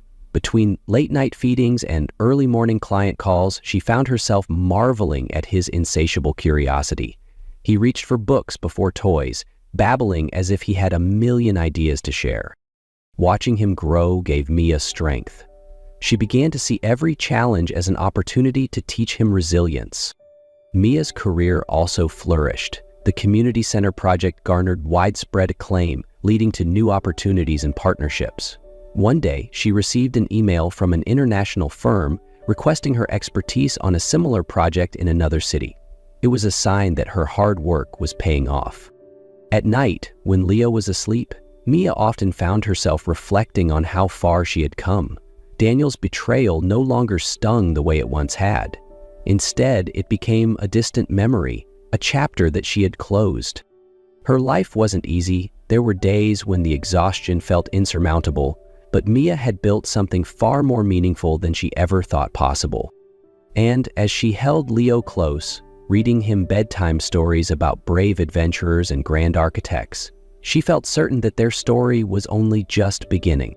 Mia's life flourished in the years following Leo's birth. Her reputation as a talented architect soared, and her designs for children's community centers became renowned for their warmth, creativity, and functionality. Leo, meanwhile, was growing into a bright and curious boy, whose intellect often left people in awe. But while Mia was building a new life, Daniel Morgan's world was falling apart. The merger with Celia Wu's company had turned sour. Their marriage, built on convenience rather than love, unraveled quickly. The business deal that Daniel had sacrificed everything for began to crumble under the weight of poor management and mounting scandals. Within 3 years, the company declared bankruptcy, and Daniel's name became synonymous with failure in the tech industry. When the news of Daniel's downfall reached Mia, she felt no satisfaction, only a distant pity. She had moved on, focusing entirely on Leo and her career. Yet Daniel hadn't forgotten her or the son he had never met. One day, as Mia prepared for a ceremony honoring her latest project, she received a message from Daniel. It was the first time he had reached out since their separation. "I'd like to meet Leo," the message read. Mia stared at the words, her emotions conflicted. Part of her wanted to delete the message immediately, but another part of her, one that valued honesty for Leo's sake, hesitated. After all, she had always told herself that Leo deserved to know where he came from, even if Daniel had failed them both. That evening, Sophie found her sitting on the couch, the message still open on her phone. "Are you actually considering this?" Sophie asked, her voice edged with disbelief. "No," Mia said firmly, "but I needed to think about how to explain it to Leo when the time comes." The ceremony the next day was a grand affair. Mia arrived with Leo, now 5 years old, holding her hand tightly. The audience marveled at Leo's curiosity as he asked questions about the building's structural design and environmental sustainability. In the crowd, unnoticed by most, Daniel stood near the back of the room. He watched silently as Mia and Leo received the applause they deserved. Seeing his son for the first time, Daniel felt a pang of regret so sharp it left him breathless. When their eyes met across the room, Mia didn't look away. Instead, she gave him a look that spoke volumes. This was the life she had built without him, and it was stronger than anything he could have imagined. Later, as the event wound down, Sophie leaned over to Mia. "He left," Sophie said. "Good," Mia replied, her tone calm. Daniel's redemption was his own journey to make, but Mia had no room for him in the life she had created. Leo was her future now, and every step forward was for him. 2 years passed, and Mia Lawson's career reached new heights. Her innovative designs were being implemented in cities across the country, earning her numerous accolades. But despite her success, her most fulfilling role was as a mother to Leo. Now 7, Leo's intellectual gifts had become undeniable. He devoured books on physics, architecture, and mathematics, often surprising even Mia with his insights. Then came an invitation that marked a significant moment in Mia's journey. She was to receive a prestigious award for her contributions to community-focused architecture. The ceremony would be held in New York City, where industry leaders and influential figures would gather. Mia decided to bring Leo, determined to show the world the foundation of her success. As the ceremony unfolded, Mia felt a deep sense of pride, not just for her work, but for the life she had rebuilt. The host introduced her with glowing praise, highlighting her resilience and innovation. Mia walked onto the stage with Leo by her side, holding his hand. The audience erupted in applause as she began her speech. 2 years ago, Mia started, her voice steady, I stood at a crossroads. My world had fallen apart, and I faced a choice: to dwell in bitterness or to rebuild with hope. Today, I stand here with my greatest creation, not a building, but my son, Leo. The crowd cheered as Leo stepped forward to present her with the award. Into the microphone, he said confidently, "My mommy is the best architect, and she's teaching me how to build amazing things too." His words brought the audience to its feet in a standing ovation. Among the crowd, Mia caught sight of Daniel sitting at the back of the room. His face was a mixture of regret and admiration. She hadn't known he would be there, but his presence didn't faze her. Mia was no longer the woman he had left behind. After the ceremony, Daniel approached her cautiously. "Mia," he began, his voice low. She turned to face him, her posture strong and unyielding. "What do you want, Daniel?" "I wanted to say, I'm sorry for everything, and I'd like to be part of Leo's life if you'd let me." Mia paused, her gaze steady. "You don't get to walk back into our lives just because you regret your choices. Leo has a father, Mia. I'm the one who stayed. I'm the one who fought for him. He doesn't need anything else." Daniel's shoulders sagged, but he nodded. "I understand." As he walked away, Mia turned to Leo, who was busy charming a group of architects with his ideas for futuristic buildings. She smiled, knowing that their future was brighter than ever. Mia had rebuilt her life not on the ashes of her past, but on the strength of her love for Leo and the dreams they shared. Together they were unstoppable, building something far greater than any structure. A life filled with resilience, purpose, and hope. The lights of the conference hall reflected off the polished glass plaque as Mia Lawson stood beside her son, Leo, now dressed in a perfectly tailored suit. He adjusted his tie nervously, his young face glowing with excitement. The announcer's voice echoed through the room. The Margaret Hartman Award for Excellence in Community Architecture goes to Mia Lawson and her son, Leah Lawson, for their groundbreaking collaboration in sustainable design. Applause erupted as Mia and Leo stepped onto the stage together. Mia smiled warmly, gripping the microphone. "This award isn't just for me," she began, her voice steady. "It's for every parent who has faced adversity and found strength in their children. Leo has been my inspiration, my partner, and my greatest teacher." Leo beamed and leaned into the microphone. "And my mom taught me that the best things we build are made with love." The audience rose to their feet, clapping and cheering as mother and son shared the spotlight. After the ceremony, Mia and Leo wandered through the city streets, hand in hand, the cool evening air wrapping around them. "What's next, Mom?" Leo asked, his eyes sparkling with curiosity. "Well," Mia said, squeezing his hand, "the world is full of challenges, but together we'll keep building something beautiful, one dream at a time." As they walked past a construction site, Mia glanced up at the skeletal framework of a new building against the night sky. For a moment, she thought of Daniel, of his empty promises and the empire he had tried to build on fragile foundations. But her heart was light. She and Leo had built something far stronger, not an empire of steel and glass, but one of love, resilience, and hope. Together, they were unstoppable. 2 years had passed since the award ceremony, and Daniel had worked tirelessly to prove he had changed. Starting from scratch, he threw himself into nonprofit projects, supporting children and underserved communities. Every week, Daniel sent a letter to Mia, not to ask for forgiveness, but to share what he had learned and the values he hoped to pass on to Leo. At first, Mia remained silent, refusing to respond, but as the letters continued to arrive, she began to see the sincerity in Daniel's words. He was no longer the cold man who had walked away, but a father trying to make amends. Daniel also took small steps to connect with Leo. He started with thoughtful gestures, sending science books Leo loved, wishing him happy birthdays, and quietly attending events where Mia allowed his presence. One day after Leo's science presentation, the boy grabbed both his parents' hands and said, "Dad, can we go for ice cream, all 3 of us?"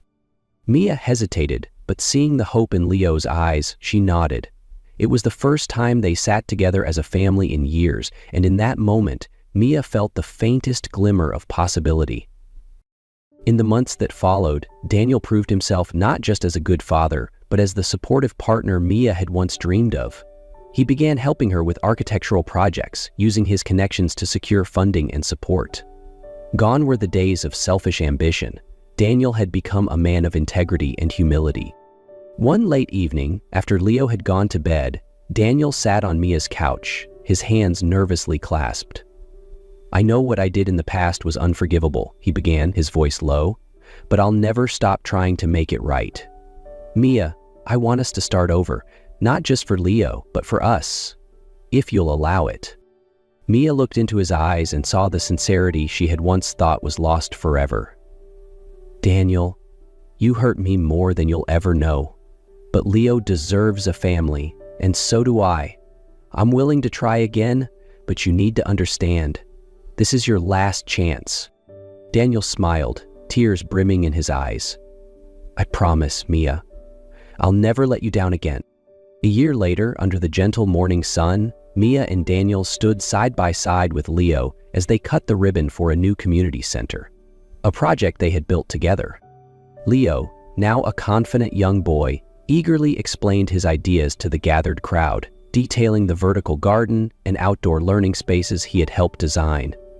Daniel stood beside Mia, giving her hand a gentle squeeze. "Thank you for giving me this chance," he whispered. Mia smiled, her eyes shining with happiness. "Our family has been through so much, but now we're stronger than ever." That evening, as the 3 of them sat on the rooftop watching the sunset, Leo turned to his parents. "Mom, Dad, can we work on another project together, something even bigger than this center?" "We'll make it happen," Mia said, holding Leo's hand in hers. She glanced at Daniel, who nodded with a smile. Because as long as we're together, we can build anything. Under the starry sky, the three of them stayed close, dreaming of a future filled with hope, love, and all the incredible possibilities waiting ahead. Welcome to the Life's Journeys channel. Before we begin, please hit the like button. This helps YouTube understand our content is valuable, and share it with more people. And remember to subscribe for more true-to-life stories that move the heart. He was a millionaire CEO who dumped his wife under pressure from his elite parents. 7 years later, she showed up with twin sons who looked exactly like him. The promise broken. In a cozy bungalow on the outskirts of Austin, where mornings smelled of fresh-baked pastries and cinnamon coffee, lived Daniel Thorne and Sophia Miller. They didn't have much, just an old motorcycle, a shared bed, and countless dreams woven into nights of quiet conversation and hope. But they had the most important thing: each other. Daniel was a self-taught programmer, one of those who learned by watching videos on a borrowed phone and taking apart old computers bought at the local thrift store. Sophia, on the other hand, worked as an assistant in a family bakery and secretly dreamed of opening her own pastry shop someday. Every day, returning from work covered in flour and sugar, she'd find Daniel tirelessly typing on his old second-hand laptop. "My love, one day this app is going to change our lives," he'd say, with a sparkle in his eyes, like someone talking about a child yet to be born. Sophia would smile, wipe her face with her apron, and always respond with the same tenderness. "I trust you, Daniel. All I want is for us to be together, no matter how or where." They had little, but they lived in a bubble made of true love and mutual support. On Sunday afternoons, they'd go to Zilker Park, share a street taco with extra spice, and talk about the future. Kids, a house with a garden, travels, all sprinkled with that naive optimism only those who've known hunger and still believe can maintain. One night, when the power went out in their neighborhood and silence swallowed the street, Daniel looked at Sophia by candlelight and said, his voice thick with emotion, "If I ever get rich, I promise I'll never stop being the man I am now. I swear it on everything sacred." She looked at him sweetly, but also with a shadow of doubt in her eyes. "Don't promise me that. Promise me you'll never stop loving me, even if you have all the money in the world." He kissed her forehead, unaware that years later he would break that promise under the weight of his own ego. Sophia believed in love as one believes in sunlight, unconditionally. Daniel, though he loved her deeply, carried a silent fear of failure within him, a fear of not being enough. That's why, when an opportunity finally presented itself, he seized it with the desperation of someone who has been hungry for years. One afternoon, a Silicon Valley investor saw potential in his inventory management app and offered him a fortune to buy it. Daniel, without a second thought, accepted. He came home wide-eyed, breathing like he'd just run a marathon. "Sophia, we hit the lottery. We're going to be rich." She hugged him tightly, but inside, a tiny pang of fear began to grow. Daniel's gaze was no longer the same. It was as if he had stopped seeing her and started looking through her. And so began everything. With a pure love, sweet promises, and a destiny about to be challenged by vanity and time. The silence after the storm. The day Daniel signed the sale contract, it wasn't raining, but the sky was covered with low clouds, as if even the universe was holding its breath. A tech company in Austin had shown interest in his inventory control app for small businesses, a simple but practical idea. He not only sold the software, but was invited to join the innovation team with a salary he never dared to dream of. He came home with his heart racing, as if carrying gold in his veins. Sophia waited for him with dinner ready, noodle soup and freshly made tortillas. But Daniel didn't even touch the plate. He opened his laptop, and with tears in his eyes, showed her the deposit, $2 million in his account. Sophia covered her mouth, emotional. Is it real, Santi? More real than the air we breathe, my love. In the following days, everything changed. Daniel bought a new car. He swapped his humble clothes for designer shirts and began attending meetings in elegant restaurants where no one knew his name, but everyone wanted his attention. Sophia, though happy for him, felt that something in his gaze had changed. He was no longer the man who made coffee in the mornings and kissed her forehead before leaving for another hard day of work. He started coming home late. Meetings ran long, he'd say, and there was always important networking to attend. Little by little, he began to refer to the past with a certain disdain. Remember when we had to share a single piece of bread for dinner? How crazy! I never want to go back to that life. Sophia smiled sadly, but inside she felt the cold grow. Poverty was never a shame for her. It was the setting where their love was born. Social media began to fill with photos. Daniel at dinners, parties, alongside people Sophia didn't know.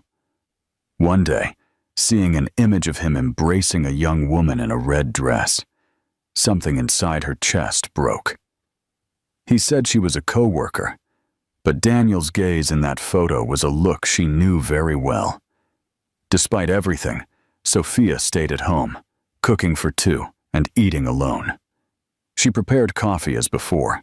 She left messages with words of affection, but he rarely responded.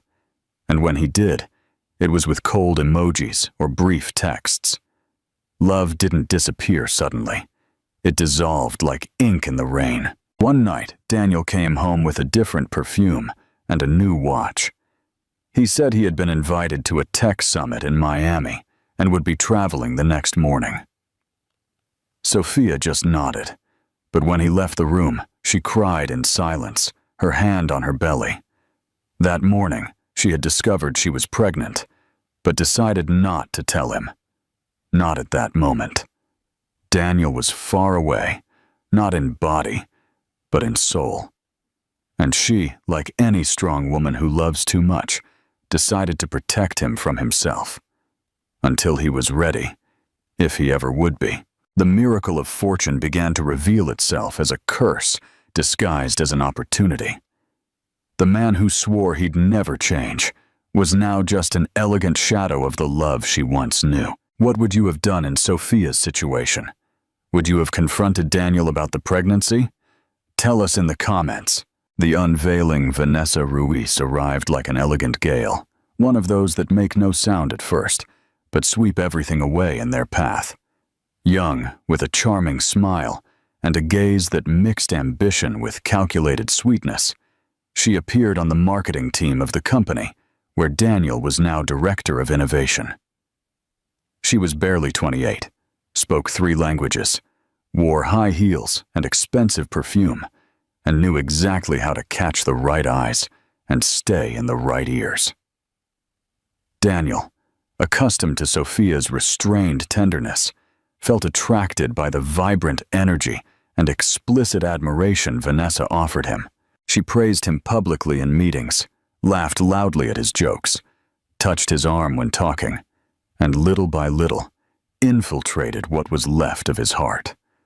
The most dangerous thing was that she made him feel young, desired, and powerful. "You're brilliant, Daniel," she'd say. "I've never met anyone so authentic and successful at the same time."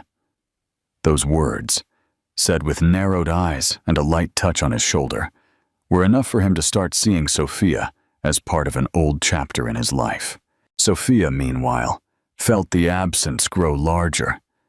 Daniel no longer called to ask how her day had been, no longer commented on their plans, and every time she tried to converse, he would get irritated or say he was exhausted. "I don't have the head for that now, Sophia. Work is killing me." But Sophia knew. Every woman feels when she's being replaced, even before the betrayal is concrete. It's like a sixth sense that activates in the silence. One night, attempting to surprise him at the office with a homemade dessert, she saw Daniel in the parking lot with Vanessa. He wasn't kissing her, wasn't touching her, but the way he looked at her, the sparkle in his eyes, the easy laugh, all of it was too familiar. Sophia stood paralyzed, returned home in silence, put the dessert in the refrigerator, and spent the night awake with her hand on her belly, caressing the life growing inside her. The next day, Daniel came home late again. His face bore a feigned tiredness, and his body carried the scent of another perfume. Sophia said nothing, only watched him, like someone watching the last scene of a movie that was once beautiful. Vanessa, for her part, was everything Daniel now wanted to be. She moved naturally at social events, talked with investors, new influencers, and was adored by his new millionaire friends. In a short time, they began traveling together to corporate events and taking photos that became Daniel's new social media calling card. Sophia's name was no longer mentioned. The house, once full of dreams, had become just a place where he left his car. And still, she waited for him. Not out of dependence, but because, though hurt, she still believed that the man she fell in love with was lost, not dead. But Daniel was no longer the same, and although Vanessa hadn't destroyed everything yet, she had already opened the door through which he would choose to leave himself. The confession and the journey alone that morning started like any other. Sophia was making coffee, while the aroma of fresh-baked sweet bread filled the house. She wore her flour-stained apron, the same one Daniel used to adore. But he no longer looked at her as before. In fact, he barely looked at her. He sat at the table, checked his phone, replied to a message smiling, and then cleared his throat, like someone rehearsing a sentence. "We need to talk, Sophia." She stopped stirring the coffee. The silence that followed was colder than any winter. Daniel didn't hesitate, didn't falter. He said everything with a coldness that cut like a knife, that he was unhappy, that he felt stuck, that he needed something new, something that inspired him, that propelled him, and finally, that he had met someone. He didn't say the name, but Sophia knew. She felt the floor disappear beneath her feet. "I don't want to hurt you, Sophia, but I'm not the same anymore, and neither are you. We just don't fit." Sophia didn't cry in front of him. She bit her lips so hard they bled. "My heart is breaking," she screamed silently. She didn't beg, didn't ask for explanations. She only said, "And everything we built? Everything we dreamed of?" Daniel looked away. Dreams change. He left the house that same day. He took some clothes and left behind everything they had built together. Sophia closed the door with trembling hands. She could barely breathe. She fell to the kitchen floor and cried in a fetal position, hugging her belly as if she could protect not only the baby, but what was left of herself. Hours later, with her face swollen and hands shaking, she took out the pregnancy test she had hidden in a drawer. She looked at that positive line and whispered, "I swear, I will never let you lack love, my child, even if your father is no longer here." In the following days, Sophia disappeared from social media. She stopped answering calls and resigned from the bakery. She went to live with her Aunt Maria in the Texas Hill Country, to a quiet town called Wimberley, where time passed slower and gazes were less inquisitive. She carried with her only a small suitcase, a broken heart, and an infinite love growing inside her womb. Daniel, for his part, plunged headfirst into his new world. He bought a modern loft in downtown Austin. He began attending exclusive parties and convinced himself that he had made the right decision. For him, Sophia became just a memory, a closed chapter. He didn't know that, a few hundred miles away, the greatest legacy of his life was about to be born. And that destiny, with its mysterious way of teaching, would make him face everything he tried to forget. A mother's strength. Wimberley was a small town, surrounded by rolling hills and vibrant bougainvillea, where time seemed to lazily drift. There, Sophia found something rare. Peace. It wasn't the same peace as before, the one from Sundays with Daniel and hot coffee. It was a new, painful peace, full of silence, but necessary. Aunt Maria, a strong woman with a huge heart, welcomed her without asking questions. She just opened her arms and said, "Here, you'll always have a roof and someone who listens." The first few months were difficult. The nausea, the nostalgia, the memories that came like ghosts at bedtime. Sophia spent nights staring at the ceiling, feeling Leo kick inside her and wondering if she could ever laugh again. But even though she was hurt, she never thought of giving up. She started sewing baby clothes and selling them at the local market. Every garment she embroidered carried a tear and a wish that her son would be happy, even if he didn't have a father. When Leo was born on a rainy dawn, Sophia felt something in her chest rekindle. He was identical to Daniel. The eyes, the nose, even the way he frowned when he cried. And yet, she loved him with all she had. "I'm going to give you what you'll never lack: love, respect, and truth." Aunt Maria helped where she could, but Sophia insisted on taking care of everything. She woke up early. She prepared his baby food, cleaned the house, sold at the market, and still found time to tell little Leo bedtime stories before he fell asleep. It was a heavy routine, but full of tenderness. Leo grew up surrounded by affection, unaware that he was missing something, or someone. Sophia never mentioned Daniel. When people asked about the boy's father, she just smiled and said, "He's gone. But it doesn't matter, because he has a whole family here who adores him." As the years passed, Leo became a sweet, curious child, full of questions. He was 3 years old when he started asking, "Mommy, why don't I have a daddy like the other kids?" Sophia swallowed hard each time. She'd kneel down, look him in the eyes, and respond, "Because you were such a big gift that God gave you only to me." There were days when Sophia allowed herself to cry, almost always after Leo fell asleep. She'd put an old song on the radio, sit on the porch with a blanket over her shoulders, and let the tears run free. It wasn't sadness for what was lost, but nostalgia for what could have been. Did she still love Daniel? Maybe, but she had learned to love herself more, and the son who gave her a reason to live again. Meanwhile, in another corner of the country, Daniel continued his life of luxury and appearances. He didn't know about the son, didn't suspect. But destiny, with its relentless precision, was silently preparing the reunion that would change everything. The empty golden cage. Daniel's loft was modern, full of glass, marble, and magazine-worthy furniture. It had a view of the entire city, but inside, it was cold, like him. At first, he thought that silence within the walls was synonymous with success. After all, he now had an imported car, expensive watches, and Vanessa by his side.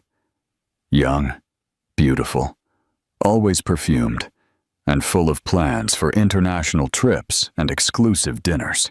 But little by little, the sparkle faded. Vanessa talked more about herself than anything else. She laughed too loudly, took photos of everything, and treated Daniel like a shining trophy. He tried to convince himself that he was happy, that this was freedom, power, real life. But at night, lying on his Egyptian linen mattress, he felt a coldness that even a 1,000-thread-count blanket couldn't dispel. At parties, he smiled for the flashes, but inside, he was absent. He began to notice how superficial the conversations around him were, how empty the compliments sounded, and how everyone seemed more interested in his fortune than in his soul.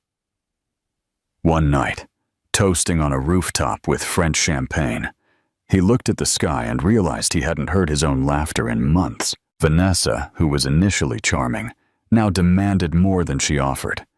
She complained when he wanted to stay home, mocked him when he mentioned the past, and even started to get annoyed when he remained silent. "Why are you so quiet lately? You used to be more fun." Daniel only responded with a sigh, like someone too tired to argue. In intimacy, things also changed. Vanessa's touch no longer gave him shivers, but discomfort. He began to avoid long kisses, replacing caresses with distractions on his phone. What was once passion became routine, and worse, an empty routine. One day, he found an old box with a photo of him and Sophia.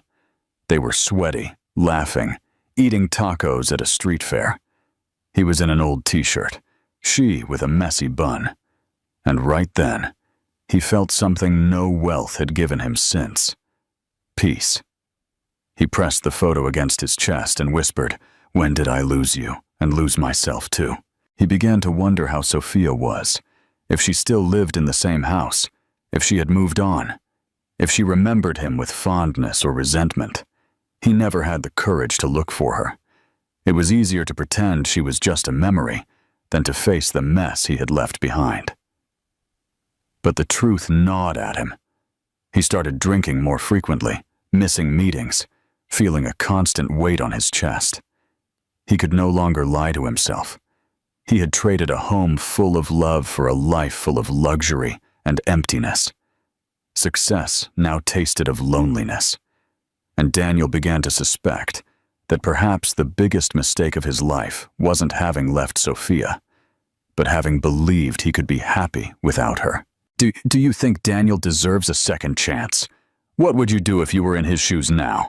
Let us know in the comments.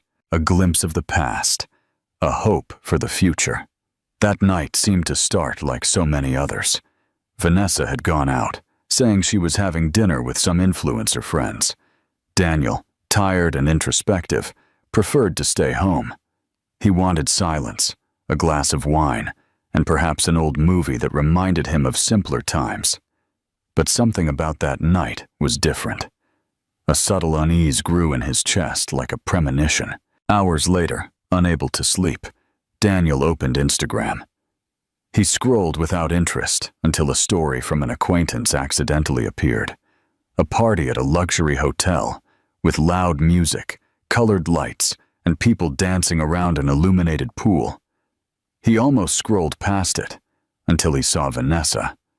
She wasn't with friends. She was sitting on the lap of a venture capitalist from New York, laughing with her head resting on his shoulder, just as she used to do with Daniel in the beginning.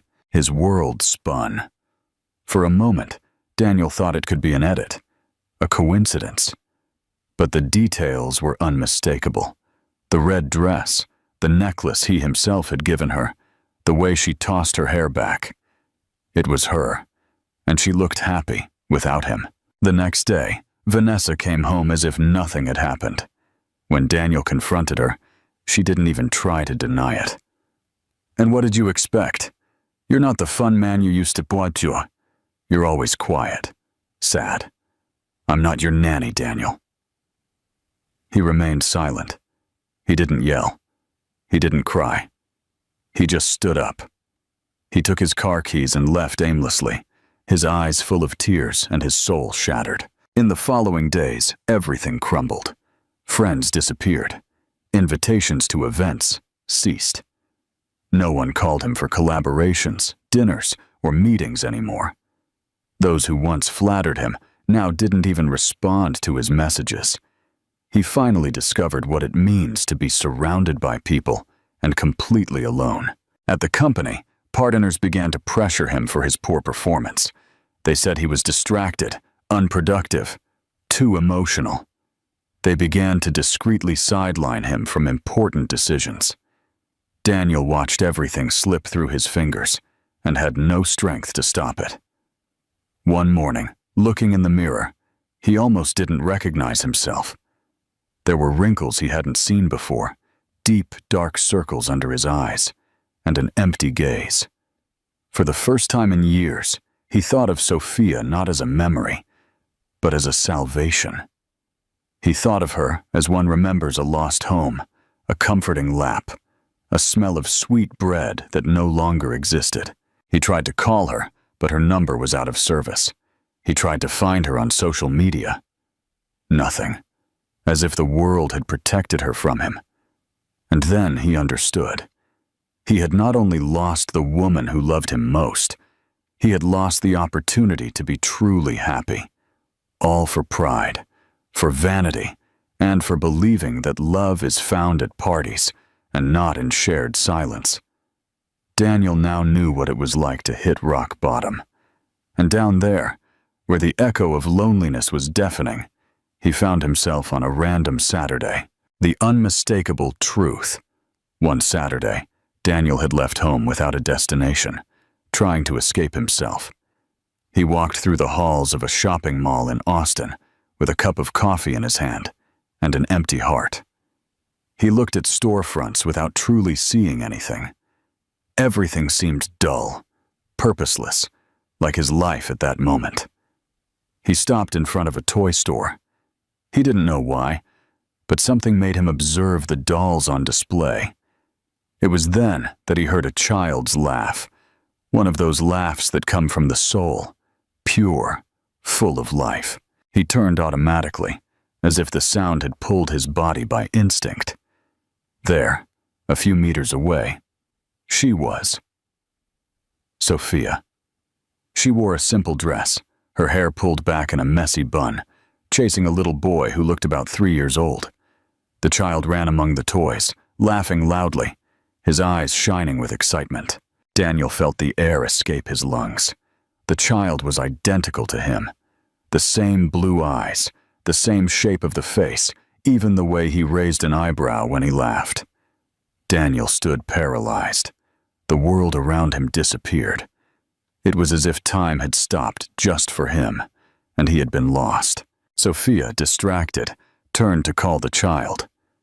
"Leo, not so fast, my love." It was then that she saw him. Their gazes crossed, and for a second, both stood motionless, trapped in that instant like photographs of a past that was never completely erased. Daniel took a step forward, his eyes full of questions, and his hands trembling. "Sophia, is that child my son?" She looked at him firmly. There was no anger in her eyes, but no tenderness either. It was a mature gaze, marked by pain, that of a woman who learned to live with the wound. "Yes, Daniel. His name is Leo. He's 3 years old. And yes, he's your son." The ground opened beneath his feet. He felt his stomach churn, his legs falter. He looked at Leo, who now held a doll in his hands, and watched the strange man staring at his mother with tear-filled eyes. "I didn't know, my God, Sophia. Why didn't you tell me?" "Because you had already left, and I decided I wasn't going to beg for love or presents." He tried to approach, but Sophia gently placed her hand on his chest, marking an invisible boundary. "Not now, not in front of him. This isn't a movie scene. This isn't a show." His heart pounded wildly. For the first time, he felt the true weight of what he had done. The success, the cars, the dinners, everything lost its meaning before the image of his flesh and blood son, looking at him like a stranger. Daniel knew at that instant that his life would never be the same. The path to redemption. That same afternoon, after the devastating encounter, knowing he couldn't just go home, he stood in the parking lot with trembling hands and a racing heart, staring at the steering wheel as if waiting for it to give him answers. Leo, his son, a son he never knew existed. The image of the child running with the same eyes and the same smile he once had in his life. He found Sophia through a mutual friend's social media and sent her a short, almost pleading message. "I need to talk to you. Please, tell me where and when. I don't want to interrupt your life, but I have to understand." Sophia didn't respond immediately. She thought, cried, consulted her own heart. The next day, she texted him an address for a small, quiet park. When Daniel arrived, she was already there, sitting on a wooden bench with her hands clasped and her gaze distant, without Leo. She wanted to protect him, and rightly so. Daniel approached slowly, like one walking on broken glass. He sat beside her. "I swear I had no idea." She nodded, but without emotion. "I know, and still, that doesn't change what happened." He began to cry, without shame. He cried as he never had before, not when his parents died, not when Vanessa betrayed him. He cried from pain, from guilt, from lost time. "I was wrong. I left you. I failed you, and now I know I was an idiot. But please don't give up on us." Sophia closed her eyes for a moment. The love she once felt for him was still there, deep down, drowned by pride and wounds. But seeing this man, broken, humble, sincere, made her waver.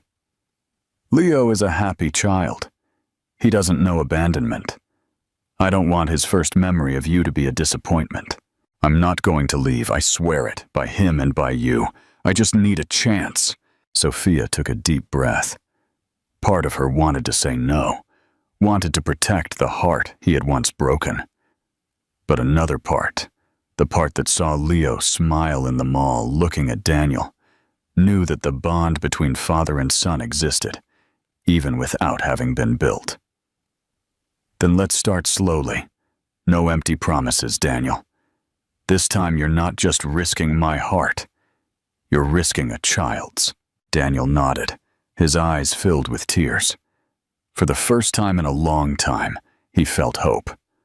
It wasn't forgiveness, not yet, but it was a crack, and through that crack, he was willing to crawl on his knees if necessary. Rebuilding trust, one step at a time. During the days following the reunion, Daniel lived between anxiety and sadness. It felt like a thread of light in a dark tunnel, but he quickly understood that it wouldn't be so simple. Sophia was a different woman now, not the naive dreamer who accepted sweet promises. Now she was a mother, and a wounded mother doesn't bend with words. Daniel tried everything. He sent messages asking how Leo was, offered financial help, but she refused. "I don't need your money, Daniel, and neither does my son."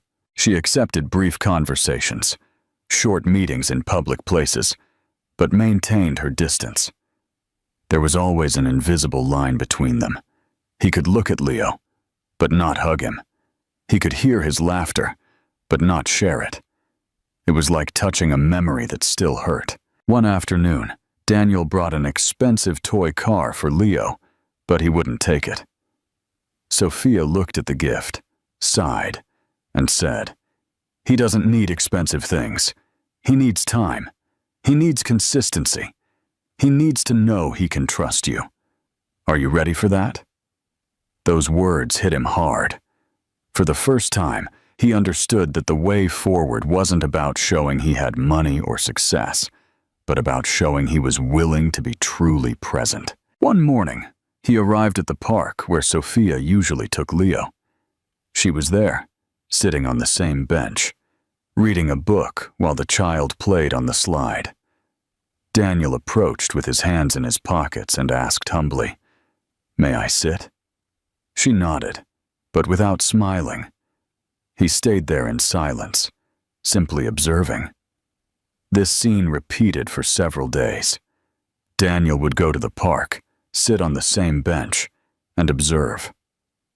Sometimes, Sophia would comment something light, talk about Leo's quirks, about how he loved cinnamon pancakes, or how he burst out laughing at dogs.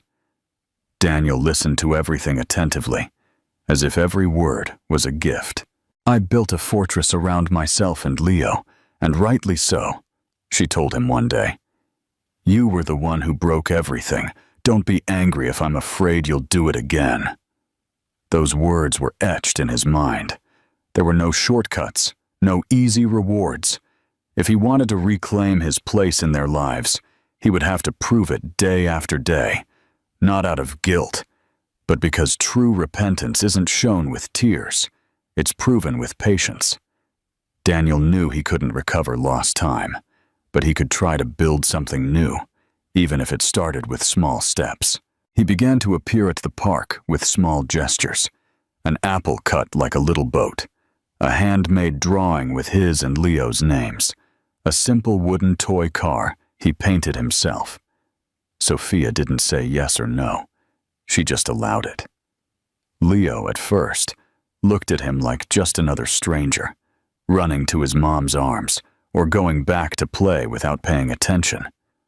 But little by little, he began to notice this man who always appeared at the same time, who smiled shyly and called him Champ. One day, Leo looked at Daniel and asked quietly, "Who are you?" Daniel's heart almost stopped. He looked at Sophia, who gave a subtle nod. "I'm a friend of your mom's, and I really like watching you play." From then on, Leo started observing more. He still didn't get too close, but his eyes followed Daniel with childlike curiosity. He noticed Daniel's shiny shoes, the way he folded his handkerchief when he sat down, and even how he would frantically clean up after the boys when they made a mess, making Sophia unable to hold back her laughter. It was the first light moment between the three of them in a long time.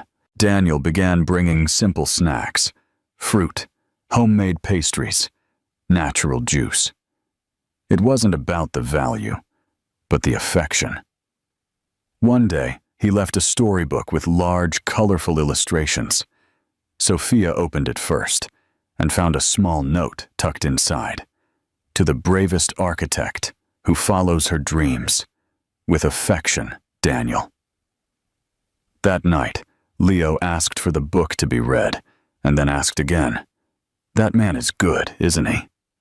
Sophia looked him in the eyes and replied with a firm but sweet voice, "He's trying to be, and that's important too." As the weeks passed, Leo began to approach him. One day, he gave Daniel a yellow flower fallen from the ground. Another day, he left a small, crumpled drawing on the bench, a tiny house with 3 stick figures holding hands. Daniel said nothing, just cried in silence when he turned away.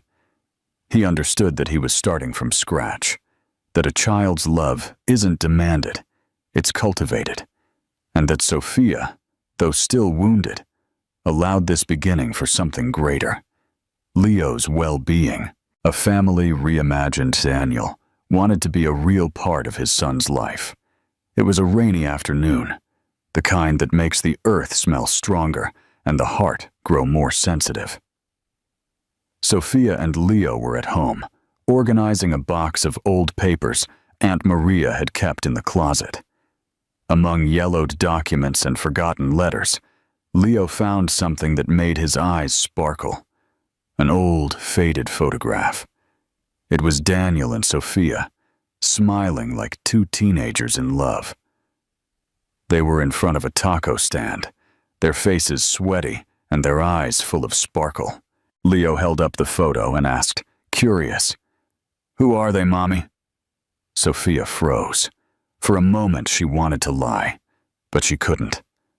The time for half-truths was behind them.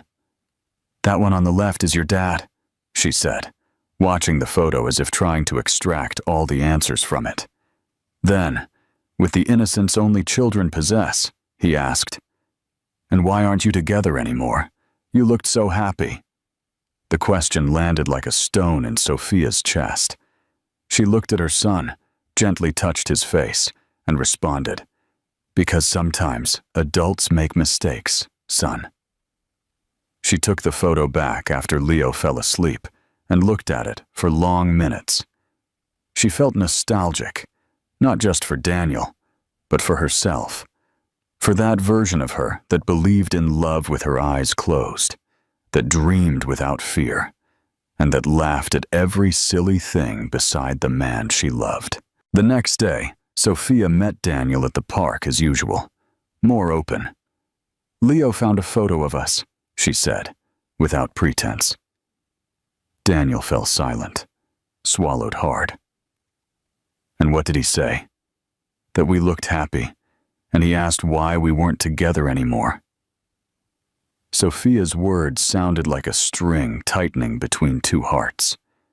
Daniel looked at his son playing, and then at her. I wonder that too. A small crack in the wall he had built. It wasn't forgiveness yet, but it was a bridge, fragile, silent, and emotional. And Daniel, who had already lost everything, felt for the first time that perhaps, just perhaps, he had a real chance to rebuild.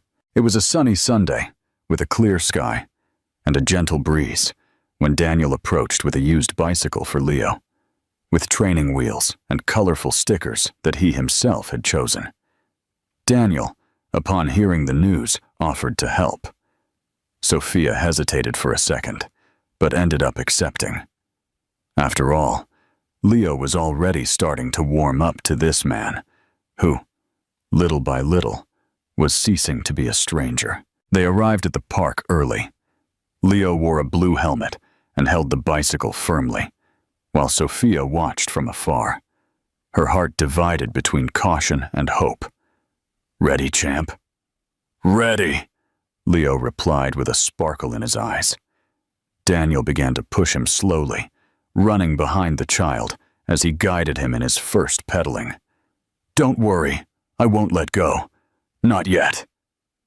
Leo laughed loudly, fear and joy mixed. Every laugh from his son was like a patch on the emptiness he had carried for years.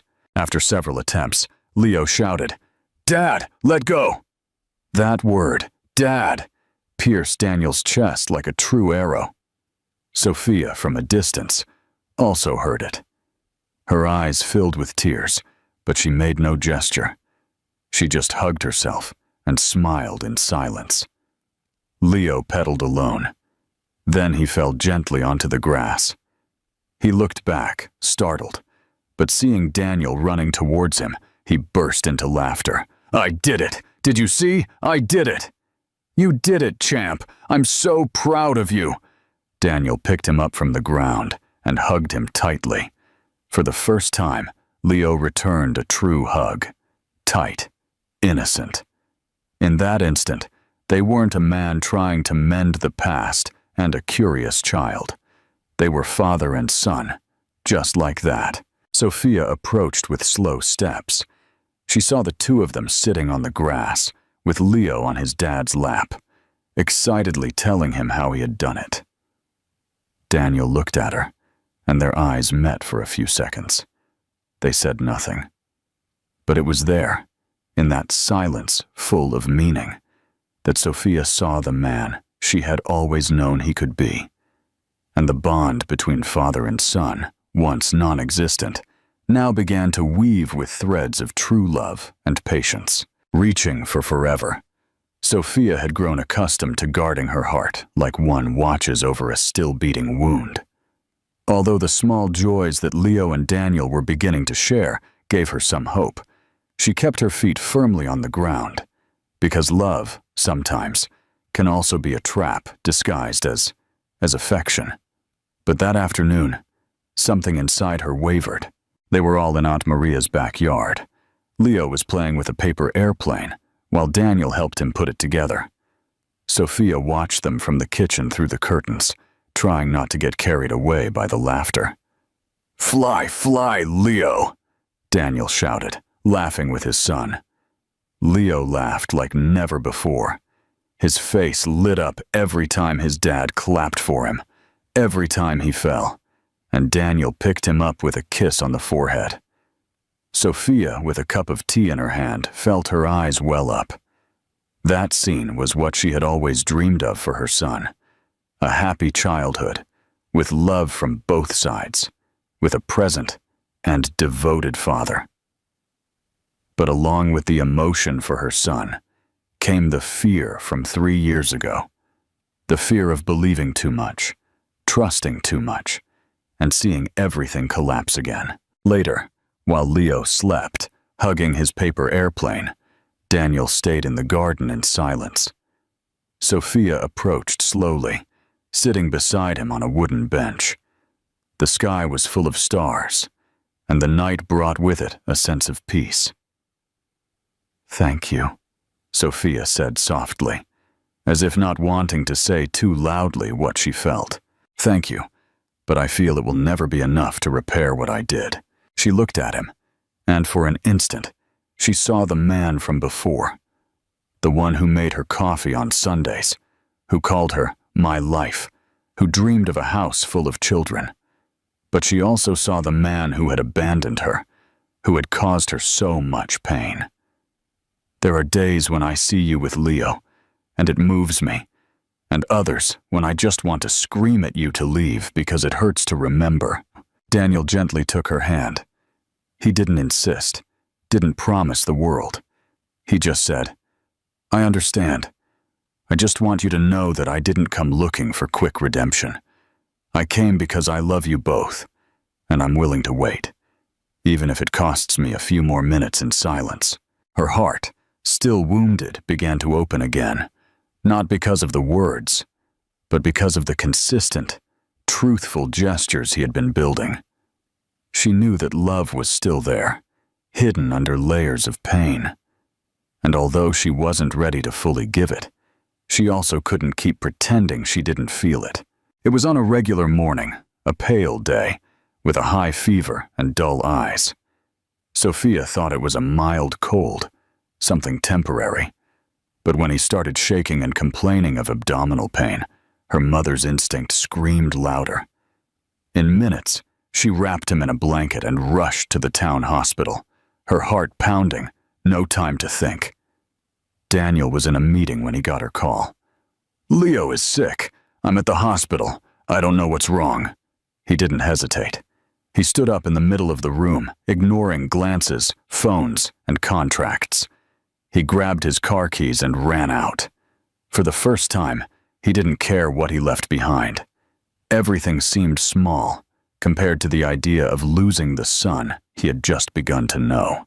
He arrived at the hospital, pale and breathless. Sophia saw him and rushed into his arms. "He has a very high fever. They say it might be a severe infection." Daniel hugged her tightly, tears in his eyes. "I'll be here. I won't move." Leo was admitted for observation. The room was simple, with peeling paint and the smell of disinfectant. Daniel took turns with Sophia holding his hand, not leaving his side for a second. He slept in a hard chair, his head resting on the edge of the bed, holding the child's tiny fingers. Sophia watched him in silence. She had never seen this Daniel, vulnerable, attentive, devoted. He didn't complain, didn't distance himself. When Leo cried, Daniel was the first to sing an invented song, "To My Faces," to distract him. During an especially difficult early morning, Sophia woke up and saw Daniel kneeling in the hospital bathroom, crying softly. "God, please don't take my son from me. I don't deserve him yet, but I'm here. Do what you want with me, but let me be his dad." The next morning, this doctor entered the room with a contained smile.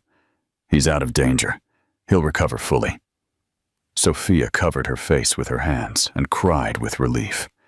Daniel just squeezed his son's hand, who slept peacefully, as if unaware he had won a silent battle. It was there, in that hospital, between tears, sleepless nights, and whispered prayers, where Sophia saw, without a doubt, that Daniel's actions were driven by genuine care and a quiet resolve. Sophia took her son home, where the silence was only interrupted by the soft sounds of the television and the murmur of children's stories. Daniel, now part of that routine, arrived every day with fresh fruit, coloring books, and a serenity that helped prepare chamomile tea. He read to Leo before bed, washed the dishes in silence. His gestures were simple, but laden with something deeper. Genuine repentance and love. A real love, without vanity or spectacle. One night, Sophia caught him organizing Leo's toys while looking at a drawing with crayons.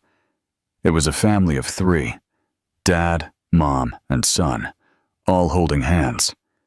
Daniel stared at it as if it were a work of art. "He drew this afternoon," Sophia said quietly.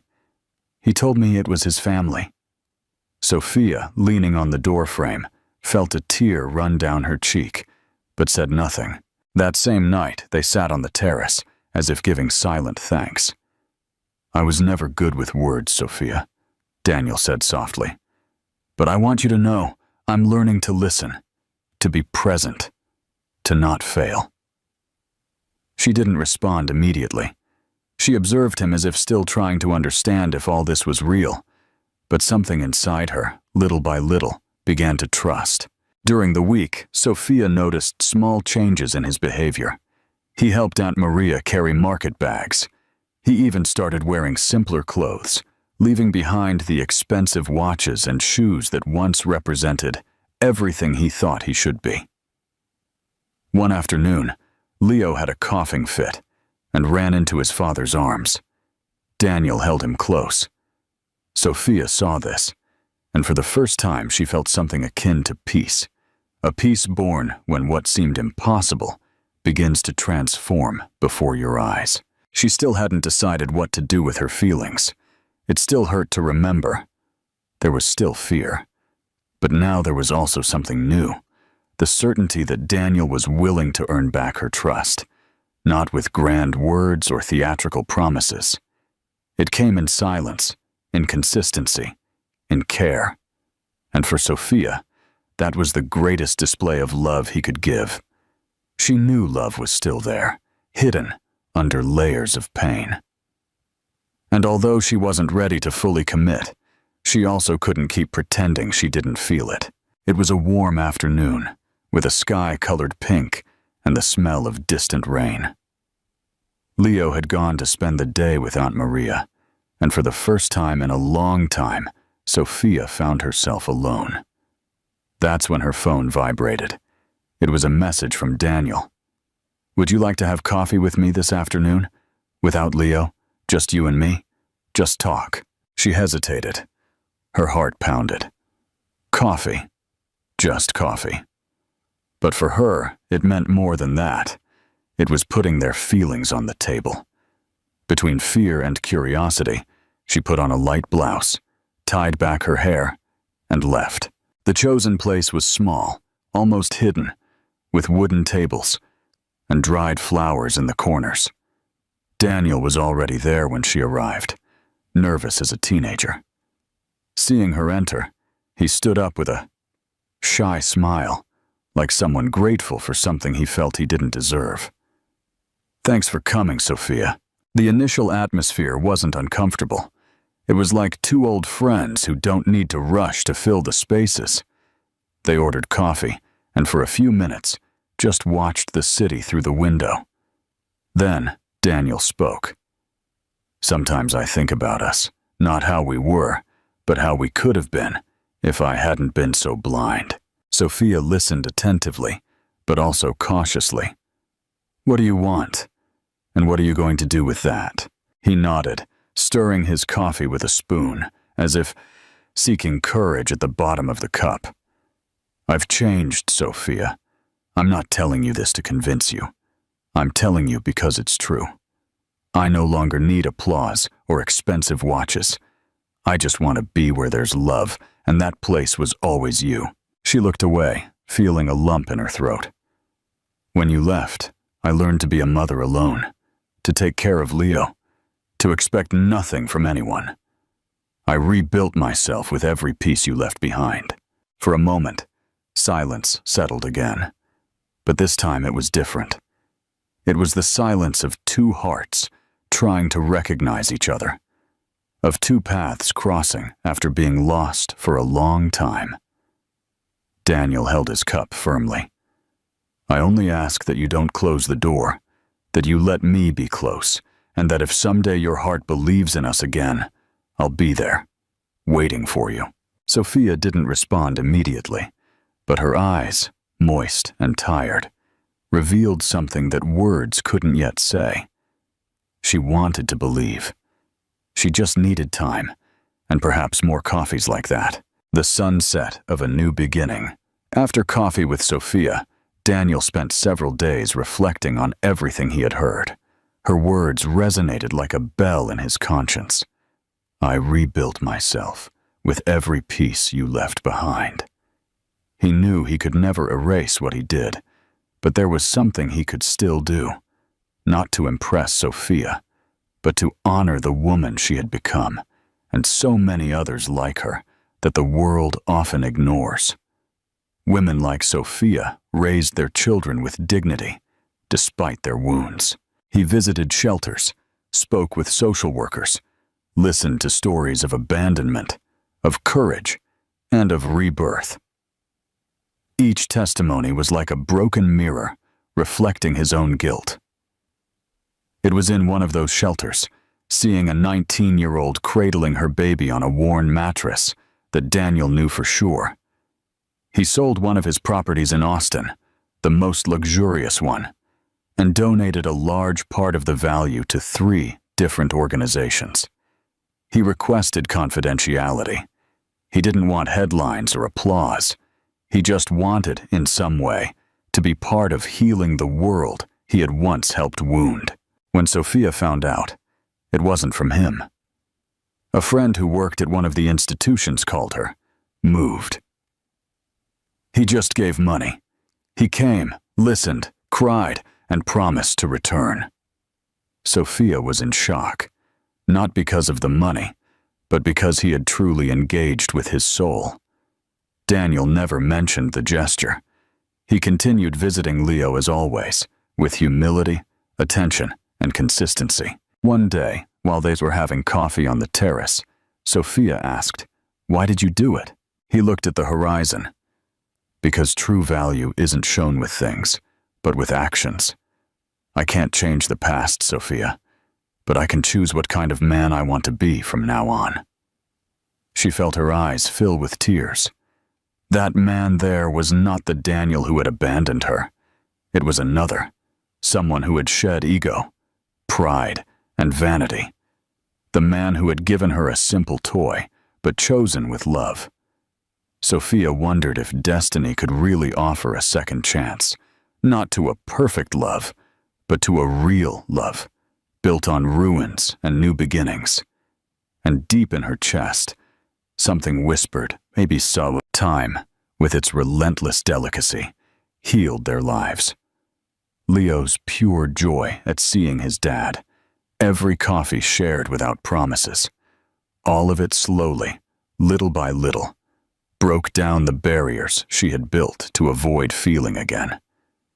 But fear still lived within her, an ancient fear of being abandoned again, of believing and being hurt again. One gray afternoon, with heavy clouds and cold wind, Leo looked her in the eyes and asked, "Mommy, why don't you and Daddy live together?" She froze. The question arrived like a precise arrow, one that comes from the purest love, a child's. She sat beside him and tried to choose her words carefully. "Because a while ago, Daddy made decisions that hurt us, but now he's trying to be better, and I'm learning to trust again." Leo, with his childlike logic, replied without hesitation, "Well, couldn't you just try again? I like it when it's all 3 of us." Sophia held back tears. Those words, so simple and true, touched a deep corner of her heart. That night, after putting Leo to bed, she walked through the house in silence. She looked at old photos, scattered toys, the coffee cup Daniel had forgotten on his last visit. She remembered the times he was wrong and how he had worked to repair it. She thought about how deep the wound was, but also how he had been mending it, with patience, piece by broken piece. And then she understood. Forgiveness is not a gift given once. It is a process, and she was already in the midst of it. The next day, she invited Daniel to talk, without Leo. Just the 2 of them. They sat on the terrace. Daniel, she began, I want you to know that I forgive you. Not because I've forgotten what happened, but because I've decided not to live with that open wound anymore. He held his breath, unsure whether to smile or cry. Thank you, he whispered. Thank you for giving me the opportunity to start again. Sophia continued, but I don't want to rush. I don't want us to think about getting back together as a couple yet, but about us, for what we were and for what we could be. Daniel nodded, his eyes full of gratitude. There's no rush, Sophia. I'll be here, step by step, just like now. And so, without definitive promises, but with sincere hope, Sophia made her choice. Not to erase the past, but to transform it into the foundation of something new, not out of illusion, but out of the strength to start again. The sun began to set on the horizon, painting the sky in golden and pink hues, as if the universe had decided to color that sunset with the palette of rebirth. The sand was warm, the sea calm, and the breeze carried the salty scent of Sophia's childhood. 7 years ago, they were young and dreamers, before everything collapsed and was reborn. Now they walked side by side, Leo in the middle, tightly holding a seashell he had just found and smiling like someone guarding a treasure. Daniel held his left hand, Sophia his right. Neither of them spoke. There was no need. Their steps were synchronized, a rhythm born of time, of patience, of forgiveness whispered by the years. You know this is where we met, champ, Daniel said, crouching down to Leo's height. Really? You and Mommy? Leo's eyes widened. Sophia smiled, remembering that afternoon when she spilled her coconut water on Daniel's laptop, and how he, instead of getting angry, laughed and invited her for a walk. Leo continued walking between them, jumping over small waves that came to wet his feet. Behind them, the footprints in the sand told a new story, that of a family who chose to rebuild instead of surrender. Daniel looked at Sophia, his eyes moist and his heart full. We're not the same.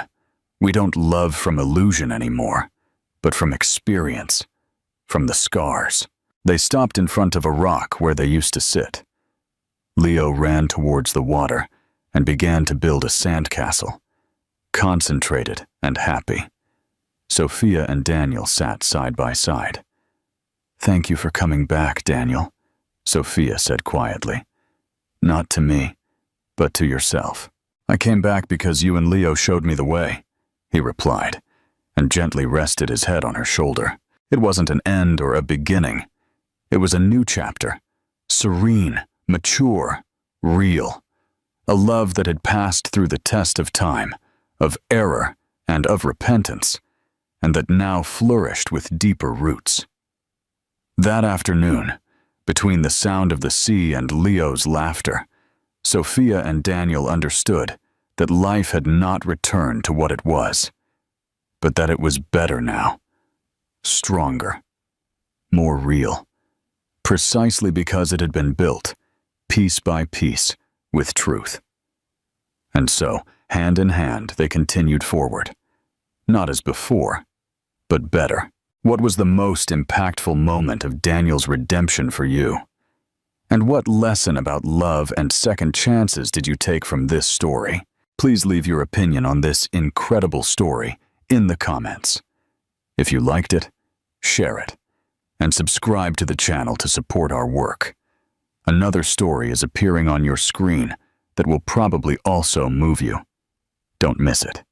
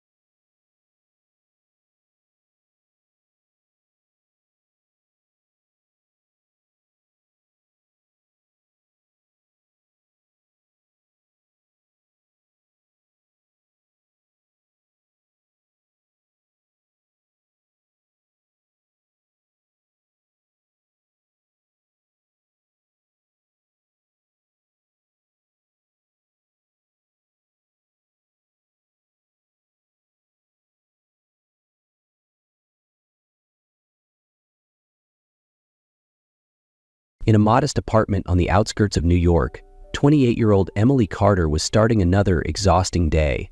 The shrill sound of her alarm clock broke the silence, cutting through her restless dreams of a better life. As she forced herself out of bed, her body felt heavy, not just from physical exhaustion, but from the weight of endless responsibilities and unfulfilled dreams.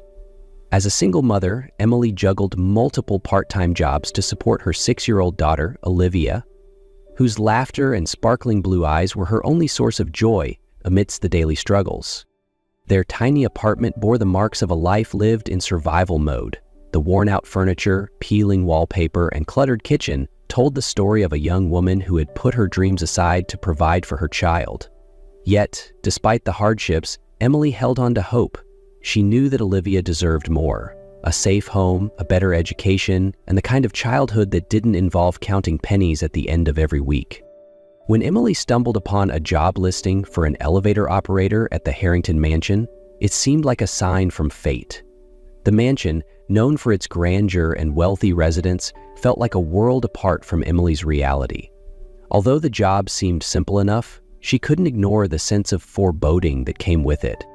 "This could be the chance to change our lives," Emily told herself, clutching Olivia's hand as she dropped her off at school.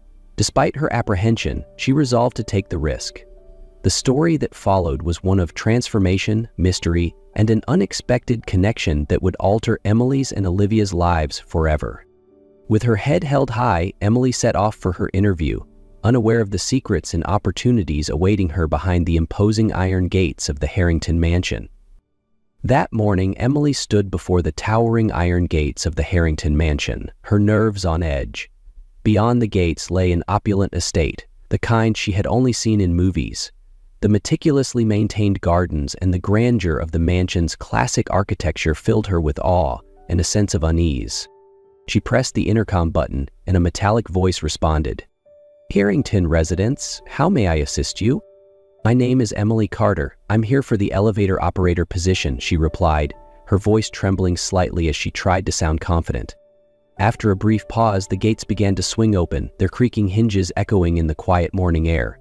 Emily took a deep breath and stepped onto the stone path leading to the main entrance, her heart pounding. The towering mansion seemed both majestic and intimidating, a stark contrast to her modest apartment. Every step carried the weight of her hope and fear. This job could be the opportunity she needed to transform her and Olivia's lives. At the entrance, a middle-aged woman in an immaculate uniform greeted her.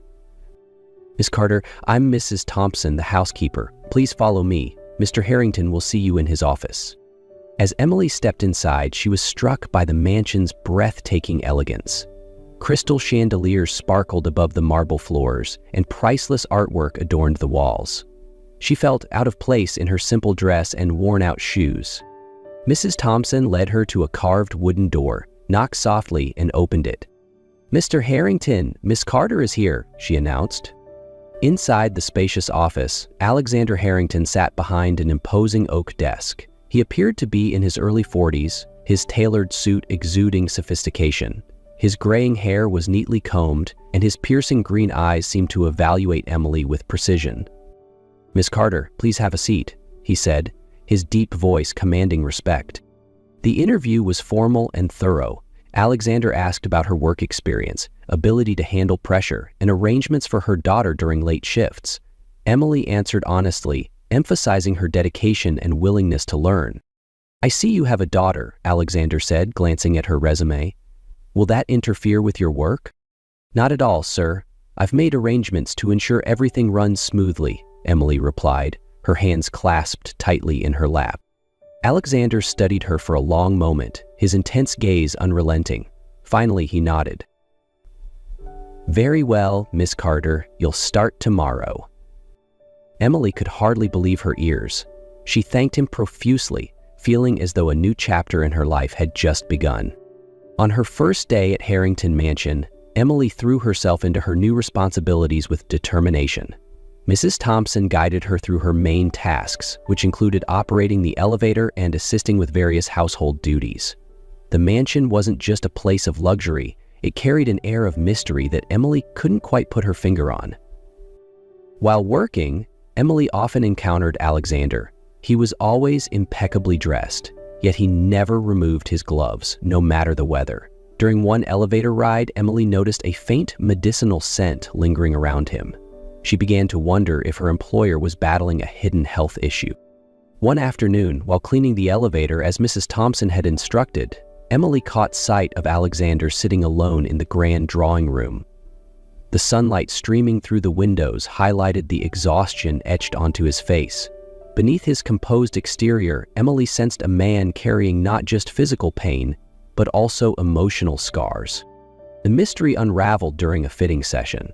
Alexander had asked Emily to alter one of his suits to make it more comfortable. When he removed his jacket and shirt, Emily was stunned to see his skin covered in scars and lesions, a testament to a severe chronic skin condition. "Very few people know about this, Miss Carter," Alexander said, his voice low and hesitant. "I trust you to keep this confidential." Emily quickly composed herself, offering a kind smile. "I'm not here to judge you, Mr. Harrington. I'm here to help you feel comfortable." From that moment, trust began to grow between them. Emily started designing custom garments for Alexander, using soft, breathable fabrics to minimize irritation. Her creations not only concealed his scars, but also gave him a renewed sense of confidence. Meanwhile, Olivia brought new energy to the mansion. The little girl often played in the gardens, laughing with the staff and quickly forming a bond with Alexander.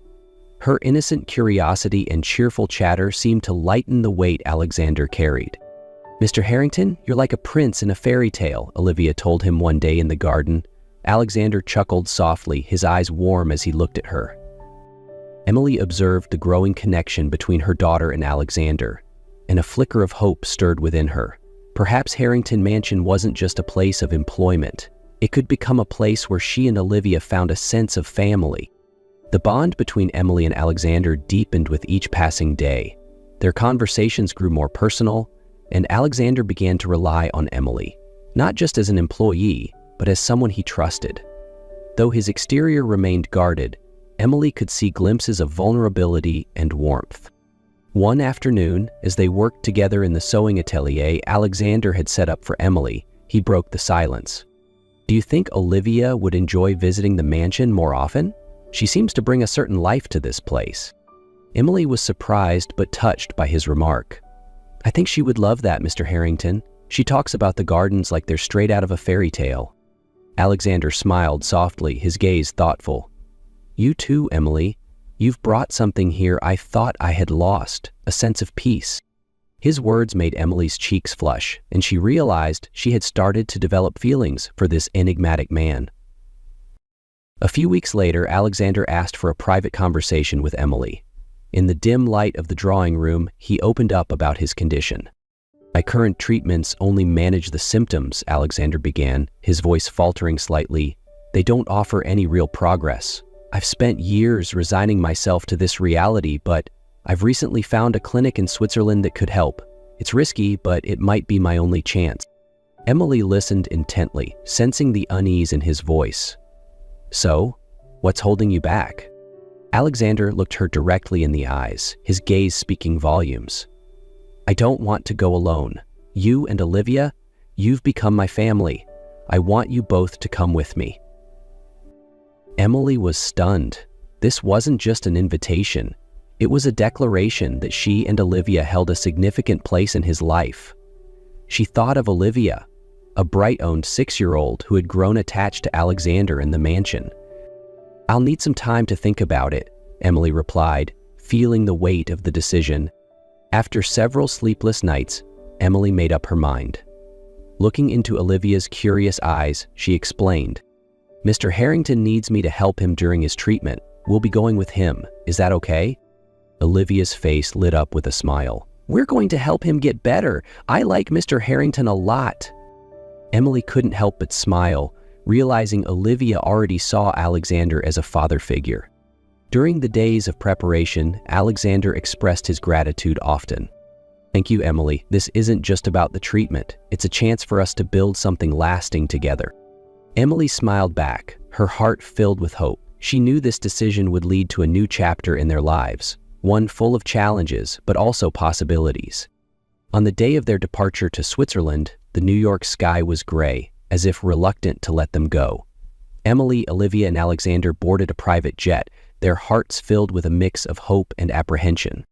During the flight, Olivia was captivated by the view of clouds outside the window, her sparkling eyes full of wonder as she peppered Emily and Alexander with questions about their destination. Emily and Alexander sat side by side, their hands clasped discreetly under the table. "Are you nervous, Mr. Harrington?"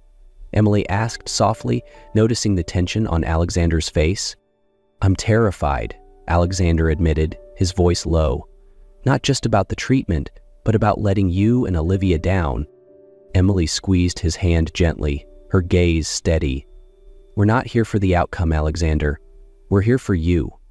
No matter what happens, we'll always be by your side." Her words seemed to ease some of his fears. He offered her a faint smile, his green eyes filled with gratitude. Upon arriving at the Swiss clinic, the family was greeted warmly. Dr. Nakamura, the lead physician, outlined the treatment plan, emphasizing that it would be a challenging but hopeful journey. The first few weeks passed in a blur of tests and therapy sessions. Emily juggled caring for Olivia with supporting Alexander through his toughest moments. One evening, after a particularly grueling day of treatment, Alexander sat on the balcony, gazing at the stars scattered across the Swiss sky. Emily joined him quietly, placing her hand gently over his. "Do you think all of this will be worth it?" she asked softly. Alexander turned to her, his eyes brimming with emotion. "Yes, not just because of this treatment, but because you and Olivia have given me something I thought I'd never have. A family." Emily smiled, her eyes welling with tears. "We found a family in you too." A few weeks later, Alexander began to see signs of improvement. His skin, once marred by scars and lesions, started to heal visibly. One day, as Emily helped him try on a new suit she had tailored, she noticed the changes. "Look, Alexander," she said, her voice catching, "you're really getting better." Alexander glanced at his arm, disbelief flickering across his face. "It's like a miracle." Dr. Nakamura confirmed the positive progress. "We still have a long way to go, but I'm very optimistic," he said. Those words ignited a new hope for all three of them. Emily, Olivia, and Alexander began dreaming of the future. A future filled not only with health, but also with love and new possibilities. Months had passed since Alexander began his treatment in Switzerland, and the results were beyond what anyone had hoped. His skin was nearly fully healed, and his energy had returned. Emily and Olivia couldn't hide their joy as they watched Alexander walk confidently without the need for gloves to hide himself anymore. One afternoon, as the three of them sat on the balcony overlooking the snow-capped mountains, Alexander took Emily's hand. "Emily," he began, his voice thick with emotion as he took her hands in his.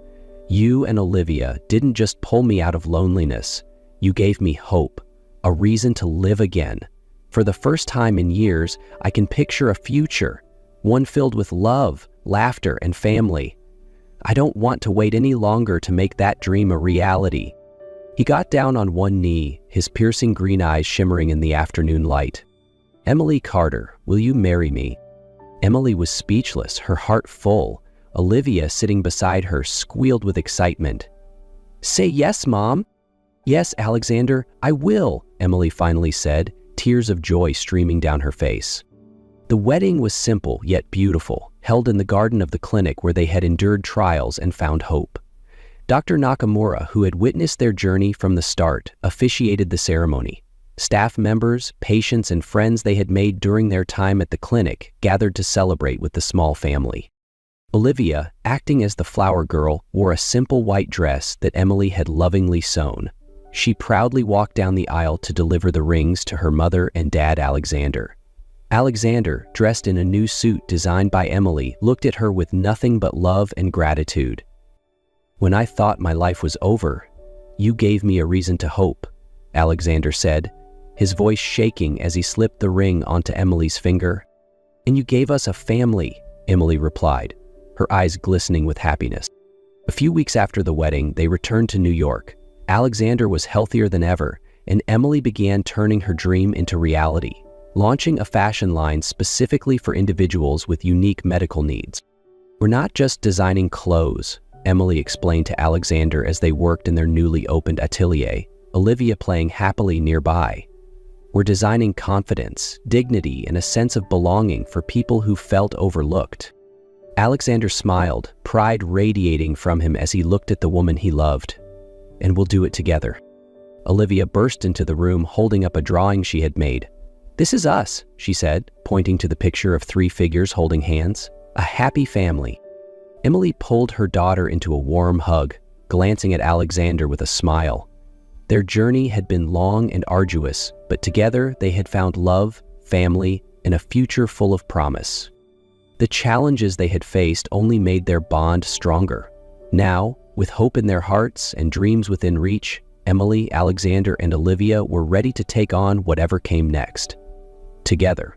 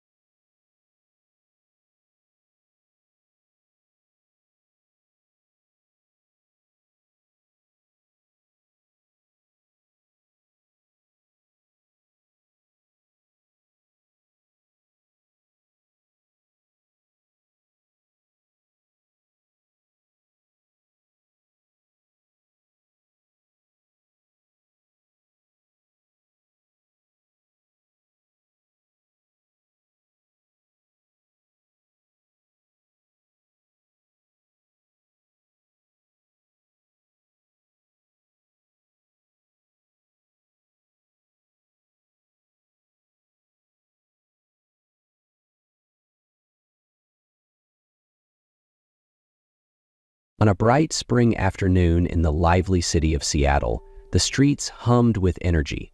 People moved about with purpose, their lives seemingly woven into the pulse of the city. Among the crowd, 2 strangers were heading unknowingly toward a fateful encounter that would change their lives forever. Ethan Clark, a 38-year-old architect, was driving his sleek silver car down a busy avenue. His mind was miles away, preoccupied with the details of a major project that had been consuming him for weeks. To outsiders, his life seemed perfect: a stunning home overlooking the water, a stellar career that had garnered awards, and a reputation as one of the most innovative minds in his field. Yet, beneath the surface, Ethan grappled with a void he couldn't quite define. A deep loneliness that even his successes couldn't fill. On the other side of town, Sophia Bennett hurried down the sidewalk, clutching her bag tightly. At 33, the dedicated music teacher was navigating one of the most difficult periods of her life. Her recent separation from her husband had left her emotionally drained. Even her love for teaching, which had always been her solace, felt overshadowed by the weight of her troubles. Their paths crossed in a moment of chaos. Ethan, distracted by his thoughts, ran a red light. Sophia, absorbed in her own turmoil, stepped onto the crosswalk without noticing the oncoming car. The screech of brakes filled the air as Ethan swerved to avoid her. His car collided with a lamppost, the impact echoing through the busy street. Sophia, frozen for a moment, snapped into action. She rushed toward the car, her heart racing. Little did she know, this act of courage was the beginning of a story that would intertwine their lives in ways neither could have imagined. Before we dive deeper into this incredible story, don't forget to hit subscribe and turn on notifications. Join us for more inspiring tales like this one. Who knows? You might just find a story that changes your perspective. The impact was horrific. Ethan's car was wedged against a lamppost, smoke billowing from the hood as onlookers began to gather. Sophia, still shaken by the near miss, forced herself to act. Her instincts overcame her fear as she rushed toward the car. "Sir, can you hear me?" she called, her voice shaking. Through the shattered windshield, she saw a man slumped over the steering wheel. Blood was running down his forehead, staining his shirt.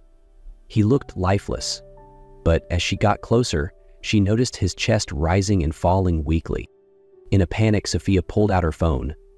"There's been a car accident," she told the dispatcher, her words jumbled together. "The driver is unconscious. Please call for help." Time seemed to drag on as Sophia leaned into the car, her heart pounding. She scanned the back seat and froze when her eyes landed on a child's backpack, printed with colorful rockets and stars. Her stomach clenched with fear. "Is there a child in the car?" she asked a passerby, her voice tight and trembling. Passersby shook their heads. "I don't think so," they replied uncertainly. Sophia's relief was short-lived. Reaching for Ethan's wallet, which was open on the passenger seat, she saw a photo of him smiling next to a boy no older than 7. The resemblance was unmistakable. It had to be his son. As the sirens tore through the air, paramedics arrived, cutting through the gathering crowd. Sophia stepped back, letting them tend to Ethan. A policeman approached, and she hastily handed him the wallet. "This man has a son," she said, pointing to the photo. "He's probably at home waiting for his son. Someone needs to notify his family." A few minutes later, a social worker arrived. "We've confirmed that his son is home alone," she informed Sophia. "There are no other relatives listed. His mother passed away years ago." Sophia's heart ached at the thought of the boy alone, waiting for a father who might not return soon. Memories of her own childhood, marked by loneliness, surged through her. "I can help," Sophia said, her voice firmer than she expected. "I'm a teacher. I understand how to care for children, and I can keep Lucas safe until his father recovers." The policeman looked at her skeptically. "That's a very generous offer, but it's not something we can easily agree to." "Please," Sophia insisted, her voice calm even though her hands were shaking. "I can't explain it, but I feel like I need to do this for the boy." After a long discussion and a thorough background check, the authorities finally agreed. Under the supervision of social services, Sophia was granted temporary guardianship of Lucas Clark.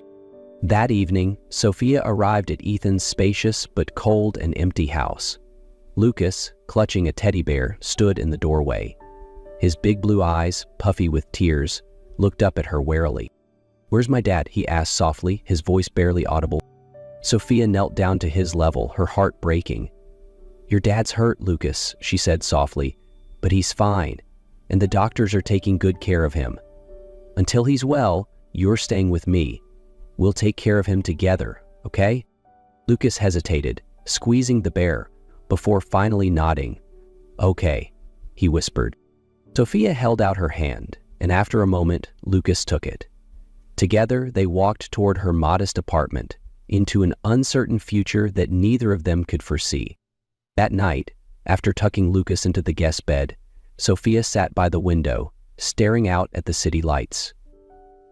Her own life felt like chaos, but for the first time in months, she felt a glimmer of purpose. No matter how long it took, she vowed to give Lucas the care and stability he needed, and perhaps, in the process, find her own healing too. Sophia's modest apartment was a stark contrast to the sprawling luxury Lucas was accustomed to, but she did her best to make it feel warm and welcoming. The first night was the hardest. Lucas sat silently on the edge of the guest bed, clutching his stuffed bear tightly. His eyes brimmed with unshed tears as he stared at the unfamiliar room. "Do you want me to read you a story?" Sophia asked gently, kneeling beside him. Lucas shook his head without looking at her. "I just want my dad," he whispered. Sophia's heart ached, but she kept her voice steady. "I know, sweetheart, and he wants to be with you too. That's why we're going to take care of him together, remember? We'll visit him every day and tell him all about our day. It'll help him get better faster."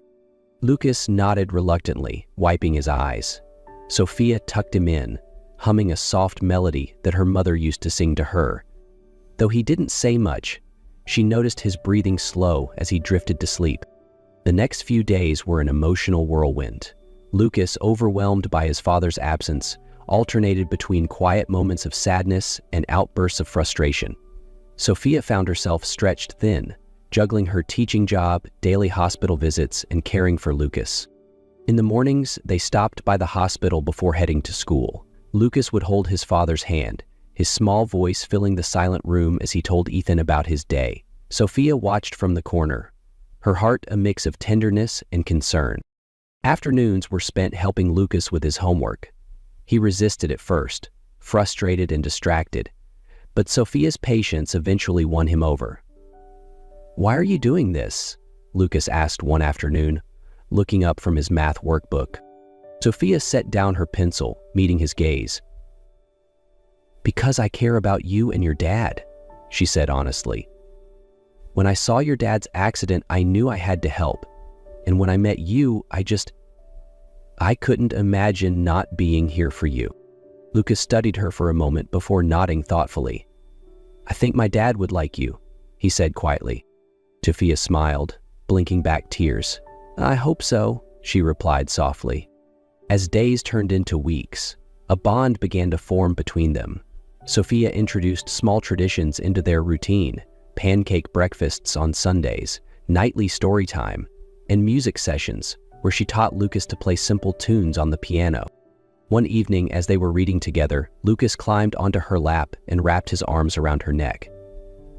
"Thank you for taking care of me, Miss Sophia," he whispered. Sophia hugged him tightly, her throat tightening with emotion. "You're very welcome, Lucas. You're such a brave boy, and I'm so proud of you." At the hospital, Ethan's condition showed small but encouraging signs of improvement.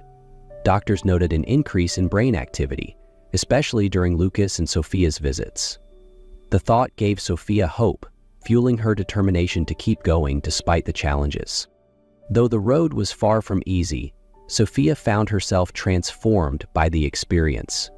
For years, she had defined herself by her teaching and her now failed marriage. But caring for Lucas gave her a renewed sense of purpose. She didn't know what the future held, but for now, she was determined to face it with strength and love. It was a crisp, clear morning when Sophia and Lucas arrived at the hospital. The routine had become second nature. Lucas would clutch his drawing pad, ready to show his dad the pictures he had made, and Sophia would carry a book to read aloud. As they entered Ethan's room, something felt different. The soft hum of the machines was the same, but Ethan's expression had shifted. His eyelids fluttered and his fingers twitched faintly against the blanket. "Lucas," Sophia whispered, her voice trembling, "I think your dad is waking up." Lucas froze for a moment before rushing to Ethan's bedside. "Dad? Dad, can you hear me?" he said, his small hand gripping Ethan's tightly. Ethan's eyes slowly opened, unfocused at first, but gradually locking onto the boy beside him. "Lucas," he murmured, his voice hoarse and barely audible. Lucas's face lit up with a mixture of joy and relief. "Dad, you're awake." Tears streamed down his cheeks as he hugged his father tightly. Sophia stood back, her own eyes misty as she watched the emotional reunion. She wanted to give them their moment, but when Ethan's gaze shifted to her, she felt rooted in place. "Who are you?" Ethan asked weakly, his voice rasping. Sophia stepped forward hesitantly. "I'm Sophia Bennett. I've been taking care of Lucas while you were recovering." Ethan's brow furrowed, confusion flickering across his face. "Taking care of him? Why?" Lucas piped up, his voice earnest. "She's been really nice, Dad. She makes pancakes and helps me with my homework. She even taught me to play the piano a little." Sophia smiled softly, trying to keep her voice calm. "I was there when your accident happened. When I found out about Lucas, I couldn't leave him alone. I wanted to help." Ethan's expression softened as he looked at her. Though weak, there was a glimmer of gratitude in his eyes. "Thank you," he whispered. Over the next few days, Ethan's condition steadily improved. Though his body was weak, his mind began piecing together the missing fragments of the weeks he had lost. Every morning, Lucas would eagerly share stories about their time together, from their Sunday pancake breakfasts to their nightly music sessions. At first, Ethan was wary of Sophia. The idea of a stranger stepping into his life during such a vulnerable time left him feeling unsettled. But as he observed her kindness and the bond she had formed with Lucas, his gratitude deepened. One afternoon, as Sophia helped Lucas with a puzzle in the corner of the hospital room, Ethan cleared his throat. "Sophia," he began, his voice still raspy, but steadier than before. She looked up, her expression attentive. "Yes? I don't know how to thank you for everything you've done," he said, meeting her gaze. "Lucas means the world to me, and knowing he was in good hands while I was gone, it's more than I could have hoped for." Sophia smiled, her heart swelling. "It was my pleasure. Lucas is an incredible kid. And honestly, he's helped me as much as I've helped him." Ethan tilted his head slightly, curiosity flashing in his eyes. "What do you mean?" Sophia hesitated, then took a breath. "I've been through a lot recently. A separation, feeling lost in my own life. Taking care of Lucas gave me a sense of purpose again. It reminded me of what's important." Ethan nodded slowly, understanding dawning in his expression. "Sometimes it takes someone else to help us see things clearly," he said. From that moment on, their interactions became warmer, more natural. Ethan began to see Sophia not as a stranger, but as someone who had become an integral part of his and Lucas's lives. One evening, after Lucas had fallen asleep in a chair beside Ethan's bed, Ethan looked at Sophia with a thoughtful expression. "You've done so much for us," he said quietly. "When I'm discharged, I'd like you to keep being a part of Lucas's life, if you're willing." Sophia's heart skipped a beat. "I'd like that," she replied, her voice thick with emotion. Though the road ahead was uncertain, both Ethan and Sophia felt a sense of hope. Together, they were beginning to build something new, a family born not out of circumstance, but out of love and resilience. Weeks passed, and Ethan's recovery continued to progress. With physical therapy and determination, he regained his strength. Though there were still challenges ahead, the worst was behind them. One sunny morning, Ethan finally returned home to a heartfelt surprise from Lucas and Sophia. Balloons swayed gently in the living room, streamers crisscrossed the walls, and Lucas stood proudly with a handmade card in his hands that read, "Welcome home, Dad." Ethan knelt to Lucas's level, pulling him into a tight hug. "I missed you, champ," he said, his voice thick with emotion. "I missed you too, Dad," Lucas replied, grinning. "Sophia and I have been practicing a song for you." Ethan glanced up at Sophia, who stood nearby, smiling warmly. "You have?" Sophia nodded. "Lucas insisted. He wanted to give you something special." They moved to the piano, where Lucas sat on the bench while Sophia joined him. Together, they played a simple but heartfelt tune that filled the house with warmth. As Ethan listened, he felt an overwhelming sense of gratitude, not just for his recovery, but for the people who had stood by him through it all. After the song ended, Lucas jumped off the bench and hugged both of them tightly. "Can Sophia stay with us forever, Dad?" Ethan glanced at Sophia, his heart pounding. Her cheeks flushed, but she didn't look away. "Well," Ethan said slowly, "that depends on Sophia. What do you think?" Sophia crouched down, brushing a stray curl from Lucas's forehead. "I'd like that very much," she said softly, glancing at Ethan. Their eyes met, and in that moment, unspoken feelings passed between them. Feelings of gratitude, admiration, and something deeper. Over time, their bond grew stronger. They spent weekends exploring the city, enjoying simple joys like picnics in the park and movie nights at home. Lucas thrived with both Ethan and Sophia in his life, his laughter filling the spaces that had once felt empty. One evening, as the three of them sat on the porch watching the sunset, Ethan reached for Sophia's hand. "You've brought so much light into our lives," he said quietly. "I don't think I can imagine this home without you." Sophia smiled, tears glistening in her eyes. "You and Lucas have given me a family I never thought I'd have," she replied. "This feels like home to me too."